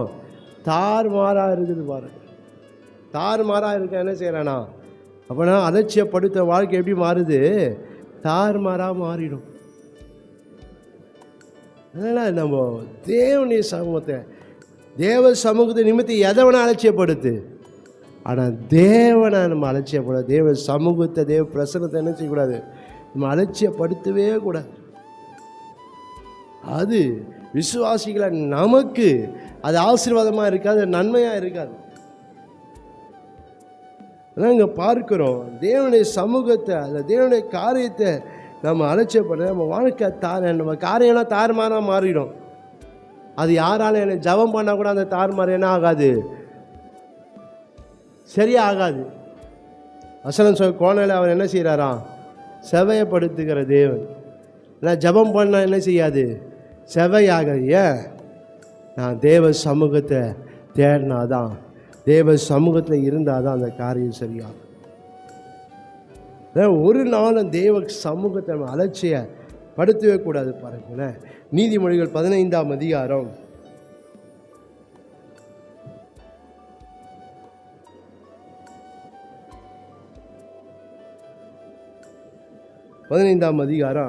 5ஆம் வசனம் பார்க்கிறோம். மூடன் தன் தகப்பன் புத்தியை அலட்சியம் பண்ணுகிறான், கடிந்து கொள்ளதை கவனித்து நடக்கிறவனோ விவேகி. அலட்சியப்படுத்த யாரா? மூடன். ஒரு தேவன் நம்ம அலட்சியப்படுத்த நம்ம வாழ்க்கை எப்படியா மாறிடும் சொல்லப்படுது. நீதிமொழி 15ஆம் அதிகாரம் 5ஆம் வசனம். மூடன் தன் தகப்பன் புத்தியை அலட்சியம் பண்ணுகிறான், அலட்சியம் பண்ணுகிறான். இன்னைக்கு நம்ம தேவனுடைய சமூகத்தை நம்ம அலட்சியம் பண்ணி கொண்டு இருக்கிறேன்னா, இல்லை அவளோடு நான் தேவ சமூகத்தை மகிழ்ச்சியோடு சந்தோஷத்தோடு இன்னும் எவ்வளோ நேரம் உட்காந்துருக்கணும் நமக்கு வருதா?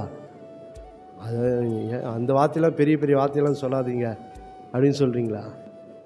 இன்னும் எவ்வளோ நேரம் நான் சபையில் உட்காந்துருக்கேன், அந்த வாஞ்ச இருக்கா?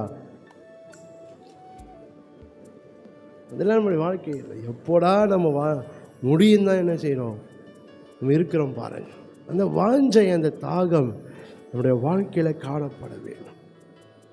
வேதத்தில் இன்னும் சில பேருடைய வாழ்க்கையை பார்க்கும்போது தேவ சமூகத்தை அவரை நாடினார்கள். எப்படா சபைக்கு தாவீதான் சொல்லும்போது, எப்போ நான் சபைக்கு போகணும் என்ற ஆவல் அவனுக்கு இருந்தது. எப்போ நான் சபைக்கு அவனை சொல்லும் போதே எனக்கு சந்தோஷமாக மாறிச்சு அப்படின்னு சொல்கிறான். சபைக்கு போவோம் வாருங்கள் என்று எனக்கு சொன்னாங்க. அந்த வார்த்தை அவனுக்கு எப்படி இருந்ததான் சொல்லுங்களேன்? அந்த வார்த்தை அவனுக்கு சந்தோஷமாக இருந்தது என்று சொல்லி இந்த வேத வசனத்தில் நம்மளால் பார்க்க முடியும். நீங்கள் 122ஆம் சங்கீதம் 1ஆம் வசனத்தை பார்க்குறோம். 122:1 கர்த்தருடைய ஆலயத்துக்கு போவோம் வாருங்கள் என்று எனக்கு அவர்கள் சொன்னபோது மகிழ்ச்சியாக. சர்ச்சுக்கு போகலாம் வாங்கன்னு சொல்லும்போது மகிழ்ச்சியாக இருக்கிறோமா? எத்தனை பேர் மகிழ்ச்சியாக இருக்கிறோம்? எத்தனை பேர் கோபப்படுறோம்? எத்தனை பேர் அசட்டை பண்ணுறோம்? எத்தனை பேர் வெறுப்பாக பேசுகிறோம்? கவனிக்கணும். சர்ச்சுக்கு போகலான்னு சொல்லும்போது எல்லாம் சந்தோஷமாக வரீங்களா? ஆனால் தாவீது சொல்லும்போது அவங்க சொன்ன போதே எனக்கு சந்தோஷமாக மாறிச்சு. அப்போனா அவன் சபைக்கு வந்தபோது எவ்வளோ சந்தோஷமாக இருந்திருப்பான். இன்றைக்கு நம்முடைய வாழ்க்கையில் சபைக்கு சொன்ன போதே துக்கமாக மாறிடுது. உங்களுக்கு சபைக்கு சர்ச்சுக்கு போகலாமா அப்படின்னு சொன்ன போது நம்ம அது வரைக்கும் சந்தோஷமாக இருப்போம். ஆனால் சர்ச்சுக்கு போகலாமான்னு சொன்னால் நம்ம அப்படியே துக்கத்தில் மூழ்கிடுவோம். ஏன் கேட்கக்கூடாத வார்த்தையை கேட்டோம் பொழுது அப்படியே துக்கத்தில் மூழ்கிடும். அவ்வளோதான். இன்றைக்கி நம்முடைய நம்முடைய நிலைமை அப்படி தான் இருக்கு பாருங்களேன். அதனால் நம்முடைய வாழ்க்கையில் மாற வேண்டும். தேவ சமூகத்தை அசட்டை பண்ணுகிறவன் மூடன் என்று இங்கே சொல்லப்படுகிறத பார்க்கணும். நீங்கள் நீதிமொழிகள் 5ஆம் அதிகாரம்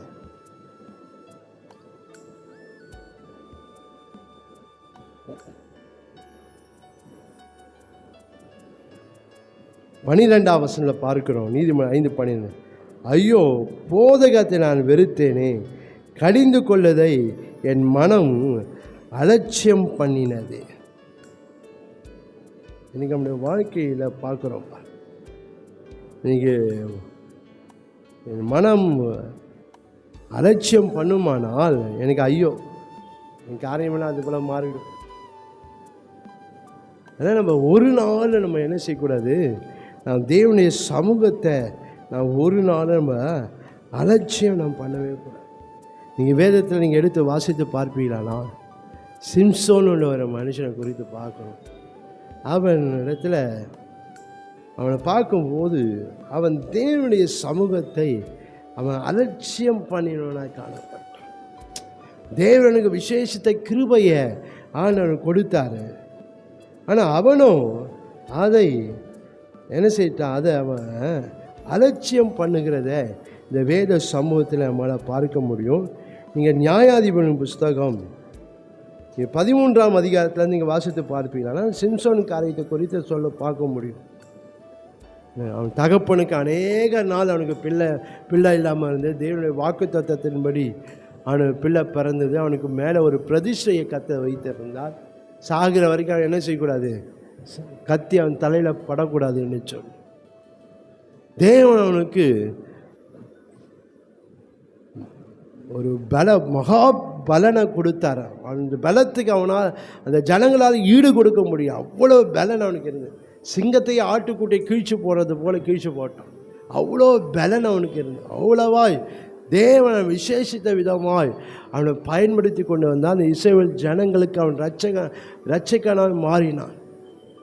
அவ்வளோ பலன் அவனுக்கு இருந்தது. அவ்வளோ கிருபையான கொடுத்திருந்தான். ஆனால் ஒரு சமயத்தில் நாம் பார்க்கிறோம், அவன் சேரக்கூடாத இடத்துல போய் சேர்ந்துட்டான். தேவையில்லாத இடத்துல போய் அவன் இருக்கிறத பார்க்குறோம். நீதிமொழிகள் மன்னித்துக்கொள்ளுங்க, நியாயாதிபதிகள் 16ஆம் அதிகாரத்தில் நீங்கள் அது முழுதுமாய் நீங்கள் வாசித்து பார்ப்பீங்களானால் அவன் தேவையில்லாத ஒரு நபர் கூட இருக்கிறான். தேவையில்லாத ஒரு இடத்துல போய் இருக்கிறான். இப்போ அவங்க என்ன ஒரு ஸ்திரீயை கூட போய் அவன் ஐக்கியமாக இருக்கிறான். இப்போ அந்த தேசத்துக்கு ஜனங்க என்ன செய்கிறாங்க, ஸ்திரீயோடு பேசி அவனுடைய பலன் எங்கே இருக்குன்னு கேட்டு நீ என்ன செய் சொன்னாக்கா இவ்வளோ வெள்ளி காசு கொடுப்போம் என்று சொல்லுகிற பார்க்கும். இங்கே 3 முறை அது போல் நடக்குது. பெலிஸ்தேர் மேலே அவன் என்ன செய்ய வந்துட்டாங்க, நீ எழுந்துடுன்னு சொல்லிட்டு 3 முறை அவன் என்ன செய்யிட்டான், அதையெல்லாம் முறிச்சு போட்டான். ஏன்னா அவன் பலன் எங்கே இருக்குன்ட்டு அதை அப்போ சொல்லலை. அவன் ஏதோ காரியத்தை சொல்லிட்டான். 3 முறை அவன் தேவன் அவனுக்கு எச்சரித்தும் அவன் அலட்சியமாக இருந்தான். 3 முறை அவனுக்கு ஆண்டவர் எச்சரிக்கை கொடுக்குறாரு. உன்னுடைய ஜீவனை வாங்க முடியாதான், உன்னை கொண்டு போடுதான் செய்கிறாங்க. 3 முறையும் அவனுக்கு எச்சரிக்கை தராது. ஆனால் 3 முறையும் என்ன செய்தான், அவன் தேவனுடைய பிரசன்னத்தை அவனை அலட்சியம் பண்ணினான். கடைசியாக நீங்கள் பார்ப்பீங்களானா, நீங்கள் 20ஆம் வசனம் நியாயாதிபதிகள் 16ஆம் அதிகாரம் 20ஆம் வசனம் பார்க்கிறோம். அப்போது அவள் சிம்சோனை பெலிஸ்தேரின் மேல் வந்து விட்டார்கள் என்றால் அவள் நித்திரையை விட்டு விழித்து கத்த தன்னை விட்டு விலகினதை அறியாமல் எப்போதும் பிற உதறி போட்டு வெளியே போவேன் என்றான். கத்த தன்னை விட்டு விலகினதை அறியாமல் தேவ சமூகம் அவனை விட்டு போயிடுச்சு. ஏன்? தேவ சமூகத்தை அலட்சியப்படுத்தினார். தேவ சமூகம் அவனை இருக்கிற வரைக்கும் அவனுக்கு பாதுகாப்பாக இருக்குது. தேவ சமூகம் அவனை எச்சரிக்குது, நீ இங்கேருந்து வெளியே போயிடு, இங்கேருந்து விட்டு போயிடுன்னு சொல்லி தேவ சமூகம் அவனை எச்சரிக்குது. ஆனால் அதை அவனை என்ன செய்யலை, அவன் அலட்சியப்படுத்தினான். அவன் அலட்சியப்படுத்தினால தேவ சமூகம் அவன்கிட்ட போயிடுச்சு. நீங்கள் தேவ சமூகத்தை அலட்சியப்படுத்தினா நம்ம விட்டு போயிடாது. அப்போ நம்மளே ஒருத்தர் வந்து நம்மளை அலட்சியம் பண்ண என்ன செய்வோம், என்ன செய்வோம் சொல்லுங்களேன்? செத்தாலும் மூஞ்ச பார்க்க மாட்டேன் அப்படின்ட்டு போயிடுவோம் பாருங்க. நமக்கே அவ்வளோ கோபம் இருக்குது. செத்தாலும் நான் என்ன செய்ய மாட்டேன், அவன் முகத்தை போன். ஏன் நம்மளை அலட்சியப்படுத்தின அவன் முகத்தை நான் பார்க்கணும். நமக்கே அப்படி இருக்குன்னா நான் தேவ சமூகத்தை அலட்சியப்படுத்தினா அவர் இருப்பாரா? கிருபை தருவார். அதையே நீ பண்ணியிருந்தாக்கா போய்டும், அவ்வளோதான். பார்க்கணும். அன்றைக்கி உடனே அவன் தேவ சமூகத்தை போல பாருங்கள். 3 முறை அவனுக்கு அந்த தேவ சமூகம் எச்சரிக்குது, நீ விட்டு போயிடு, இங்கேருந்து போயிடுன்னு சொல்லிட்டு. ஆனால் அவன் அங்கேயே தான் இருக்கிறான். அவன் பலனெல்லாம் போய், அவனுக்கு ஆண்டவர் கொடுத்த அந்த மகா பெரிய பலனெல்லாம் போய் அவன் இப்போது வாழ்க்கையில் தேவ சமூகம் அவனை விட்டு போய் இப்போ என்ன நடக்குதுன்னு பாருங்களேன்.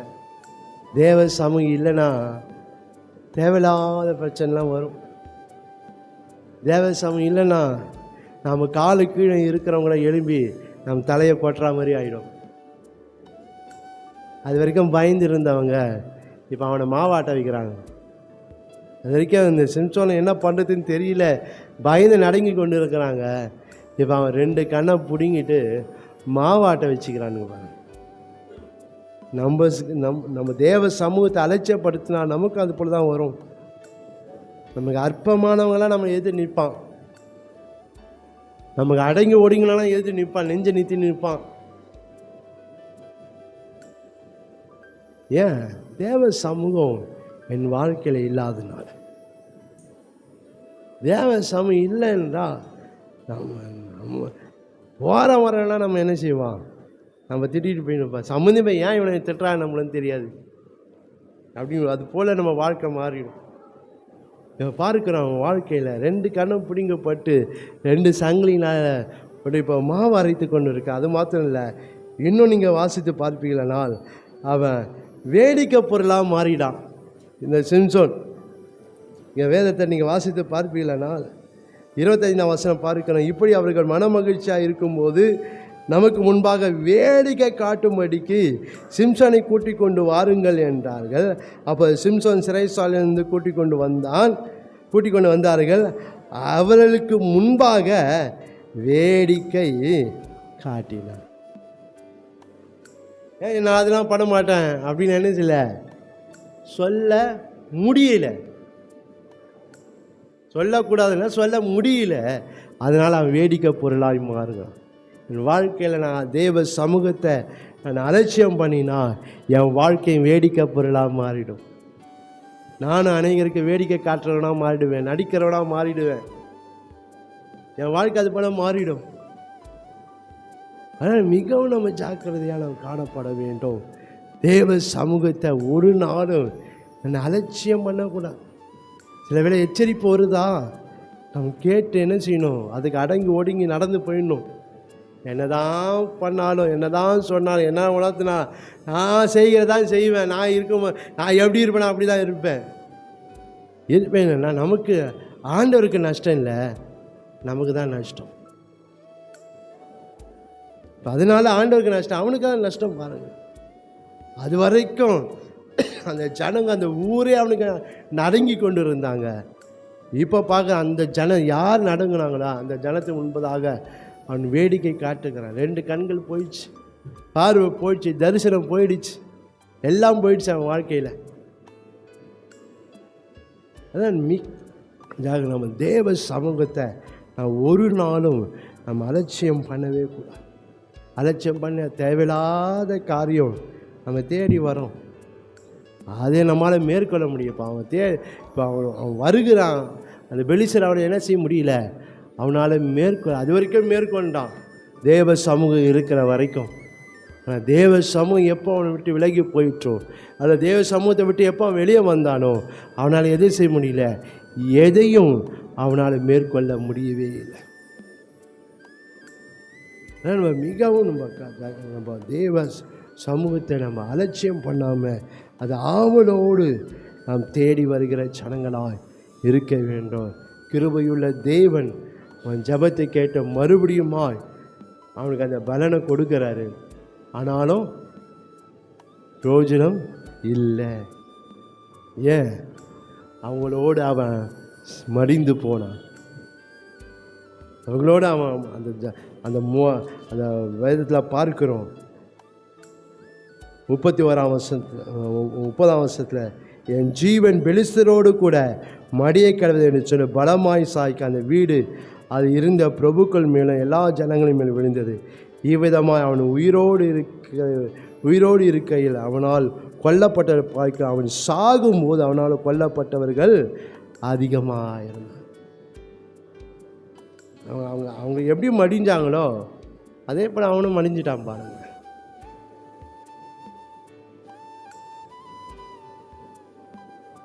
பீலையாம் சொல்லும் போது சொல்கிறான், என் முடிவு நீதிமான் முடிய போல இருக்கணும்ட்டு. ஆனால் இவன் முடிய பாருங்களேன், அந்த ஜனங்களோடு அவன் அப்படியே விருத்த சேதனமில்லா ஜனத்தோடவே அவன் வாழ்க்கை முடிஞ்சு போகிறத பார்க்குறோம். இன்னைக்கு நம்முடைய வாழ்க்கை அது போல் இருக்கக்கூடாது. நான் தேவ சமூகத்தை நான் அலட்சியம் பண்ணின்னு இருப்பேனால் என் வாழ்க்கை மற்ற ஜனங்களோட போல தான் முடிவாய் மாறிடும். என் முடிவு எப்படி இருக்கணும்னா நித்தியத்தை சுதந்திரிக்கிறதா இருக்கணும், நித்திய ராஜ்யத்தை சுதந்திரிக்கிறதா இருக்கணும். அதனால் நம்முடைய வாழ்க்கையில் நம் தேவ சமூகத்தை ஒரு நாளும் நம்ம அலட்சியம் பண்ணாமல் நம் தேவ சமூகத்தை ஆவலாய் நாம் தேடுகிறவளாக இருக்க வேண்டும். இன்னும் ஒரு காரியத்தை சொல்லி நான் முடிச்சிட்டேன், டைம் ஆகிடுச்சு. இப்போ மணி ரொம்ப ஸ்லோவாக போயின்னு இருக்குது.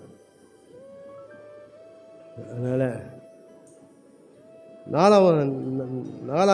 நாலாம் வந்து பார்க்க போதில் 5வதாய் ஒரு காரியத்தை பார்க்க போகிறோம். அவமதித்தல். ஒரு நாளும் தேவ சமூகத்தை என்ன செய்யக்கூடாது, அவமதிக்கவே கூடாது. சில வேளையில் தேவ சமூகத்துக்கு மதிப்பு இல்லாமையே இருக்கிறோம் நம்ம வாழ்க்கையில். அதுக்கு எவ்வளோ மதிப்பு கொடுக்கணும், எவ்வளோ கனம் கொடுக்கணும், நம்ம வாழ்க்கை அது இல்லவே இல்லை பாருங்க. அவமதிக்கிற ஒரு காரியம் அது நம்முடைய வாழ்க்கையில் இருக்கிற. 4வதாக பார்க்கிறோம், அசுசிப்படுத்த. ஒரு நாளும் தேவ சமூகத்தை நம்ம என்ன செய்யக்கூடாது, நம்ம அசுசிப்படுத்தக்கூடாது. அப்படி இருப்பானுவனால் நம்முடைய வாழ்க்கை தேவ சமூகம் நம்ம விட்டு போயிடும். அசுசிப்படுத்துறதுனால் நம்ம குற்றமற்றதாக இருக்கணும், அல்லது கரையற்றதாக நம்முடைய வாழ்க்கை காணப்படணும். இன்னைக்கு தேவ சமூகத்தை நம்ம ரொம்ப அசுத்திப்படுத்தி கொண்டு அதெல்லாம் நம்முடைய வாழ்க்கையில் மாறணும். ஒரு வேளை இது சொல்கிற காரியங்கள் சில வேளை உங்களை மன கஷ்டமாக இருந்தாலும் அதை நீங்கள் மாற்றிக்கொள்ளணும். சில வேளையில் தேவ சமூகத்தை நம்ம அசுசிப்படுத்தி கொண்டு இருக்கிறோம். ஒரு நாளும் தேவ சமூகத்தை நம்ம என்ன செய்யக்கூடாது, நம்ம அசுசிப்படுத்தவே கூடாது பாருங்கள். நம்ம தேவ காரியங்கள் நம்ம தேவ சமூகத்தை அசுசிப்படுத்தி கொண்டு இருப்போமானால் தேவ சமூகத்தை நம்மளால் உணர முடியாது. தேவ சமூகத்தை நம்ம அந்த நன்மையை நம்மளால் என்ன செய்ய முடியாது, அந்த தேவ சமூகத்தில் ஆசீர்வாதத்தை பெற்றுக்கொள்ள முடியாது. இல்லை, தேவ சமூகத்தை இருக்கும்போது நான் எப்படி இருக்கிறேன் என்று பார்க்கணும். சொல்கிறது கஷ்டமாக இருந்தால் கூட இது நம்ம நாளடியில் இதெல்லாம் நம்ம பார்த்தாகணும். அதனால் நம்ம வாழ்க்கையில் நம்ம தேவ சமூகத்தை இருந்தாலும் யோசனைகள் எங்கேயோ இருந்து கொண்டு வருது, சிந்தை எப்படியோ இருந்து கொண்டு இருக்கு. இதெல்லாம் என்னென்னா நான் தேவ சமூகத்தை அசுசிப்படுத்தி கொண்டு இருக்கிறேன். என் சிந்தை எங்கே இல்லை, சரீரம் இங்கே இருக்குது, சிந்தை வேறு எங்கேயோ இருக்குது. சரீரம் இங்கே இருக்குது, சிந்தையில் வந்து எதையோ நான் யோசித்து கொண்டு இருக்கிறேன். இது இது இது என்ன, இது மறைமுகமாக என்ன ஒரு காரியம் என்றால் நான் தேவ பிரசன்னத்தை நான் அசுசிப்படுத்தி கொண்டு இருக்கிறேன். நம்ம ஜாக்கிரதையாக பார்க்கணும். இன்னைக்கு தேவ சபைக்கு நம்ம லேட்டாக வரோம், என்ன செய்யணும்னா நாம் அதை அசுசிப்படுத்தி கொண்டு இருக்கோம் தேவ பிரசன்னத்தை. எப்போ வரணுமோ நம்ம அப்போ வரணும். ஆராதனை எப்போ தொடங்குதோ அப்போ வரணும். நம்ம அப்படி வரலைன்னா ஒருவேளை நமக்கு எத்தனையோ காரணம் இருக்கலாம், ஆனால் அதுவே நம்ம வழக்கமாக மாறக்கூடாது. அப்படி நம்ம இருப்போமானால் நம்ம அதை அந்த தேவ பிரசன்னத்தை என்ன செய்கிறோம், நம்ம அசுசிப்படுத்தி கொண்டு இருக்கிறோம். சில வேளை ஃபோன் பேசுகிறோம், என்ன செய்கிறேன், தேவ பிரசன்னத்தை அசுசிப்படுத்தி கொண்டு இருக்கிறேன். சில வேளை ஆராதனை சொல்கிறேன்னு தப்பாக நினச்சேன். இது நம்ம தெரிஞ்சுக்கணும் வேண்டும். ஆராதனை நடக்கும்போது அதில் செய்தி நடக்கும் போதோ சில வேளையில் நம்ம பாத்ரூம் கூட எழுந்து போகிறோம் பாருங்களேன். அது என்னென்னா தேவ சமூகத்தை நான் அசுசிப்படுத்தி கொண்டு இருக்கிறேன்.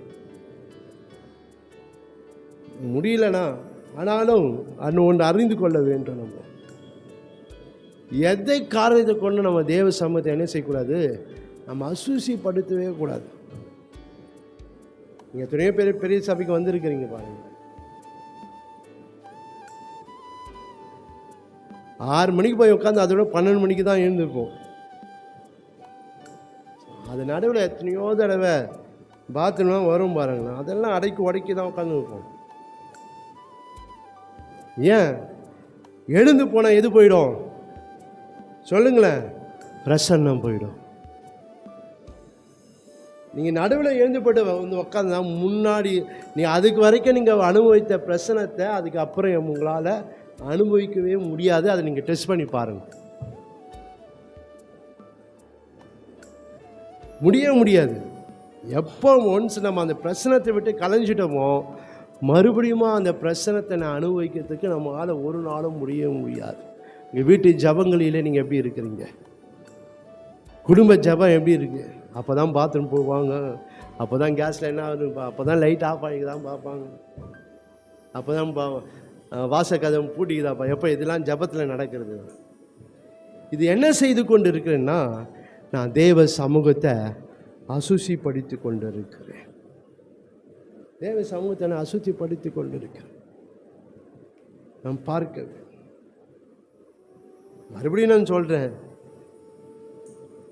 நம்ம ஆராதிக்கும் போது தான் தண்ணி குடிக்கிறோம், செய்தி கேட்கும் போது தண்ணி குடிக்கிறோம்.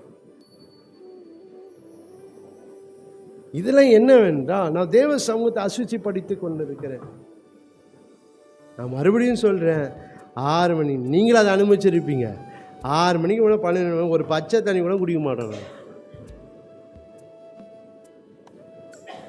நீங்களும் அதை நீங்கள் அனுபவிச்சிருப்பீங்க. ஆனால் இப்போ எல்லாம் மாறி போச்சு.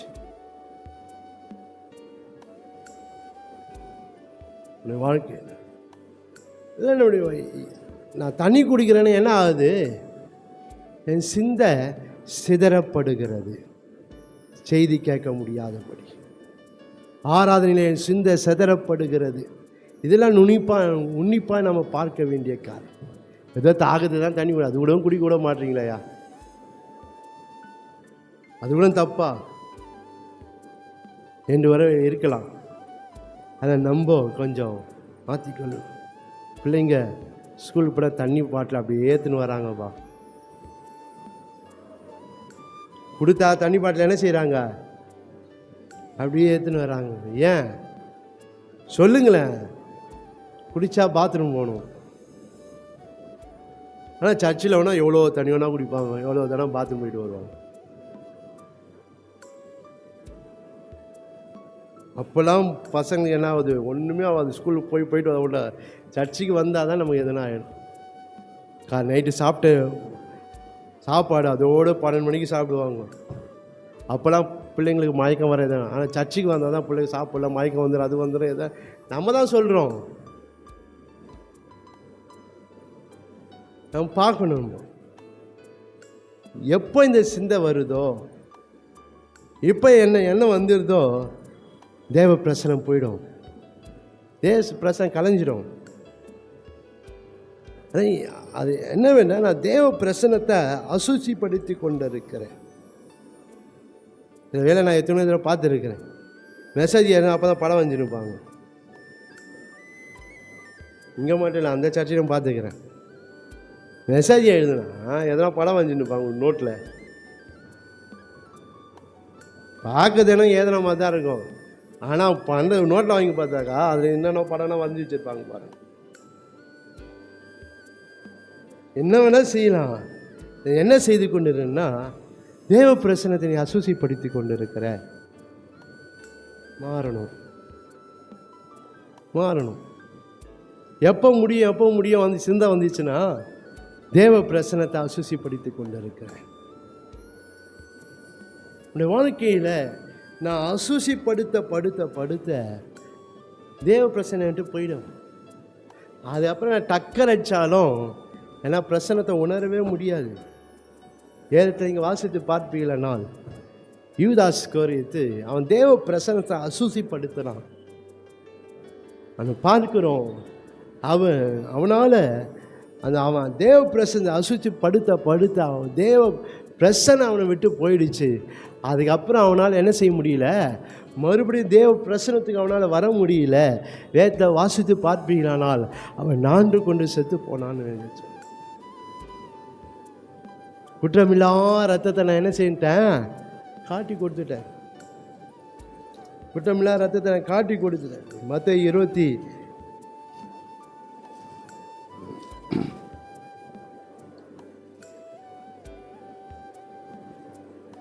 அதான் நம்முடைய வாழ்க்கையில் நம்ம மிகவும் ஜாக்கிரதையா நம்ம என்ன செய்யணும், நம்ம தேவ பிரசனத்தில் நாம் காணப்படுகிற ஜனங்களாக நாம் இருக்க வேண்டும். மத்தேயு 27 அதிகாரம் 4 வசனத்தை பார்க்கிறோம். 3 அப்போது அவரை காட்டி கொடுத்த யூதாஸ் அவர் மரண ஆக்கினிக்குள்ளாக தீர்க்கப்பட்டதை கேட்டு மனஸ்தாபப்பட்டு அந்த 30 வெள்ளிக்காசை பிரதான ஆசாரியத்துக்கு மூப்பரை திரும்ப கொண்டு வந்து, குற்றமில்லாத இரத்தத்தை நான் காட்டி கொடுத்து நான் பாவம் செய்தேன் என்றார். அதற்கு அவர்கள், எனக்கென்ன, அது உன் பாடு என்றார். பாருங்க, ஏன் அவன் தேவ பிரசன்னத்தை அசுத்தி என்ன, அவன் தேவன் அந்த போஜனத்தில் அந்த திருவு இருந்தது. அவன் உட்கார்ந்து கொள்ளும்போது அவன் மனம் எப்படி இருந்தது, அவரை காட்டி கொடுக்கணும்னு தான் இருந்தது. அதான் சொல்ல, என்னோடு இருக்கிறவனைய காட்டி கொடுக்க போகிறான். அப்படின்னா அந்த பிரசனத்தை அவன் அசூசிப்படுத்தினான். எப்போ காட்டி கொடுக்கலாம், எப்போ அவரை காட்டி கொடுக்கலாம் என்று சொல்லி அவரோடுலாம் சாப்பிட்றான், அவரோட நடக்கிறான், எல்லாம் செய்து கொண்டுறான். ஆனால் அவனுக்குள்ளே என்ன இருந்து கொண்டு இருக்கு, எப்போ இவரை காட்டி கொடுக்கணும், எப்போ இவரை காட்டி, அப்படி தான் இருந்து கொண்டு இருந்தது. அவன் அசூசைப்படுத்தி கொண்டு இருந்தான். கடைசியாக நீங்கள் வாசித்து பார்ப்பீங்களா, நீங்கள் யோவான் 13 அதிகாரம்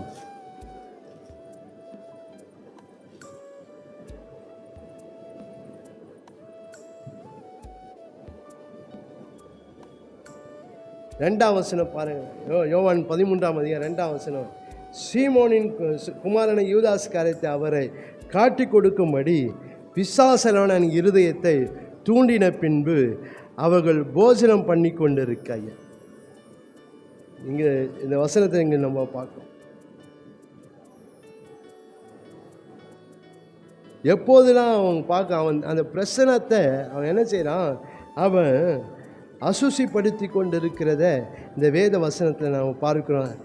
இங்கே அதே அதிகாரம் 13 அதிகாரம் இங்கே நாம் பார்த்தோம். அதில் தான் அவன் இருக்கிறான். 25 வசனம் பாரு. அப்போது அவன் இயேசுவின் மார்பில் சாய்ந்து கொண்டு ஆண்டவர் அவன் யார் இந்த யோவான் சொல்லுகிறான். 26 வசனத்தில் இயேசு பிரதியுத்தரமாக, நான் இந்த துணிக்கையை தோய்த்து எவனுக்கு கொடுப்பேன் அவன்தான் என்று சொல்லி துணிக்கையை தோய்த்து சீமோனின் குமாரன் யூதாஸ் காரியத்துக்கு கொடுத்தார். 27 வசனம் பார்க்கிறோம். அந்த துணிக்கையை அவன் வாங்கின பின்பு சாத்தான் அவனுக்குள் புகுந்தான். அது வரைக்கும் வெளியே தான் நிற்கிறான். ஆனால் இவன் அசூசிப்படுத்த வெளியே நின்ன சாத்தான் என்ன செஞ்சிட்டான், அவனுக்குள்ளே வந்துட்டான். அவன் மனஸ்தாபப்பட்டான். அவனால் என்ன செய்ய முடியல, மறுபடியுமா அந்த தெய்வ பிரசனத்துக்கு வர முடியல. அவன் எங்கேயோ இருந்தான். ஆனால் அவன் ஆண்டவர் நினச்ச இரவு முழுதும் ஜபம் பண்ணி அவனை தன்னுடைய சீஷனாக தெரிந்து கொண்டான். ஆனால் அவன் தேவ பிரசனத்தை அசுத்திப்படுத்துறதுனால அவன் வாழ்க்கையில் தேவ பிரசனை அவன் வாழ்க்கையில் விலகி போயிடுச்சு. கடைசியாக பார்க்குறோம், அவங்களோடு 12 அப்போஸ்தலரோடு கூட இருக்க வேண்டியவன் இப்போ நான்று கொண்டு செத்து போயிட்டான். இன்னும் நீங்கள் அப்போஸ்தலர் 1 அதிகாரத்தில் பார்ப்பீங்கன்னா இன்னும் கொடுமையாக அவன் மரணத்தை குறித்து போடப்பட்டிருக்கும். 1 அதிகாரம் அப்போஸ்தலர் 1 அதிகாரம்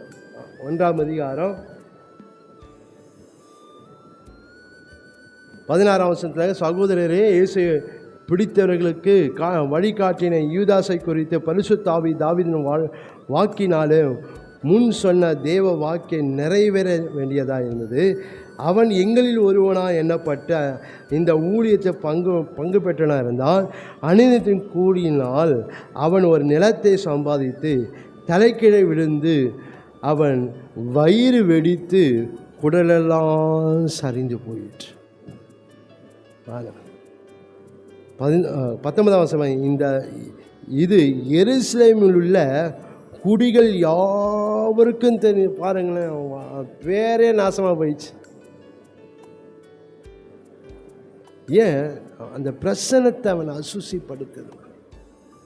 அதான் நம்ம மிகவும் சாக்க, நாம் தேவ பிரசனத்தை ஒரு நாளும் என்ன செய்யக்கூடாது, நாம் அசுசிப்படுத்தவே கூடாது. என் மனம், என் சிந்தை எல்லாம் இந்த தேவ பிரசனத்தில் இருக்க வேண்டும், தேவ சமூகத்தில் இருக்கணும். நான் அந்த ஞாயிற்றுக்கிழமை வந்தாலும் சரி, மற்ற காரியம் ஜபங்க வந்தாலும் நான் ஒரு நாளும் அது போல் இருக்கக்கூடாதுப்பா.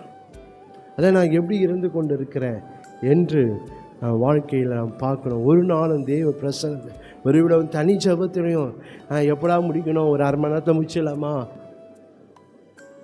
என்ன சொல்லி கொண்டு இருக்கிறோமா? குடும்ப ஜபத்தில் நம்ம எப்படி இருக்கிறோம்? குடும்பத்தில் ஜபத்தில் இருக்கிறேனா, இல்லை ஜபத்தை விட்டு வெளியே இருக்கிறேனா? சபைக்கு வரும்போது சபையில் இருக்கிறேனா, சபையை விட்டு வெளியே இருக்கிறேனா பார்க்கணும். சபையில் நான் சரி இருக்கும்போது, நான் வெளியே என் சிந்தை வெளியே இருக்குமானால் நான் தேவ சமூகத்தை அசுசிப்படுத்தி கொண்டு இருக்கிறேன். நம்ம பார்க்க வேண்டும் நம்முடைய வாழ்க்கை. அதை மிகவும் ஜாக்கிரதையாக நாங்கள் ஒரு நாளும் எந்த காரியத்தை கொண்டும் தேவ சமூகத்தை அசுசிப்படுத்தவே கூடாது. வெளிப்படுத்த ஒரு வசனம் சொல்லி முடிச்ச வெளிப்படுத்த 3:4 பார்க்கிறோம். தங்கள் வஸ்திரங்களை அசுசிப்படுத்தாதவர்கள்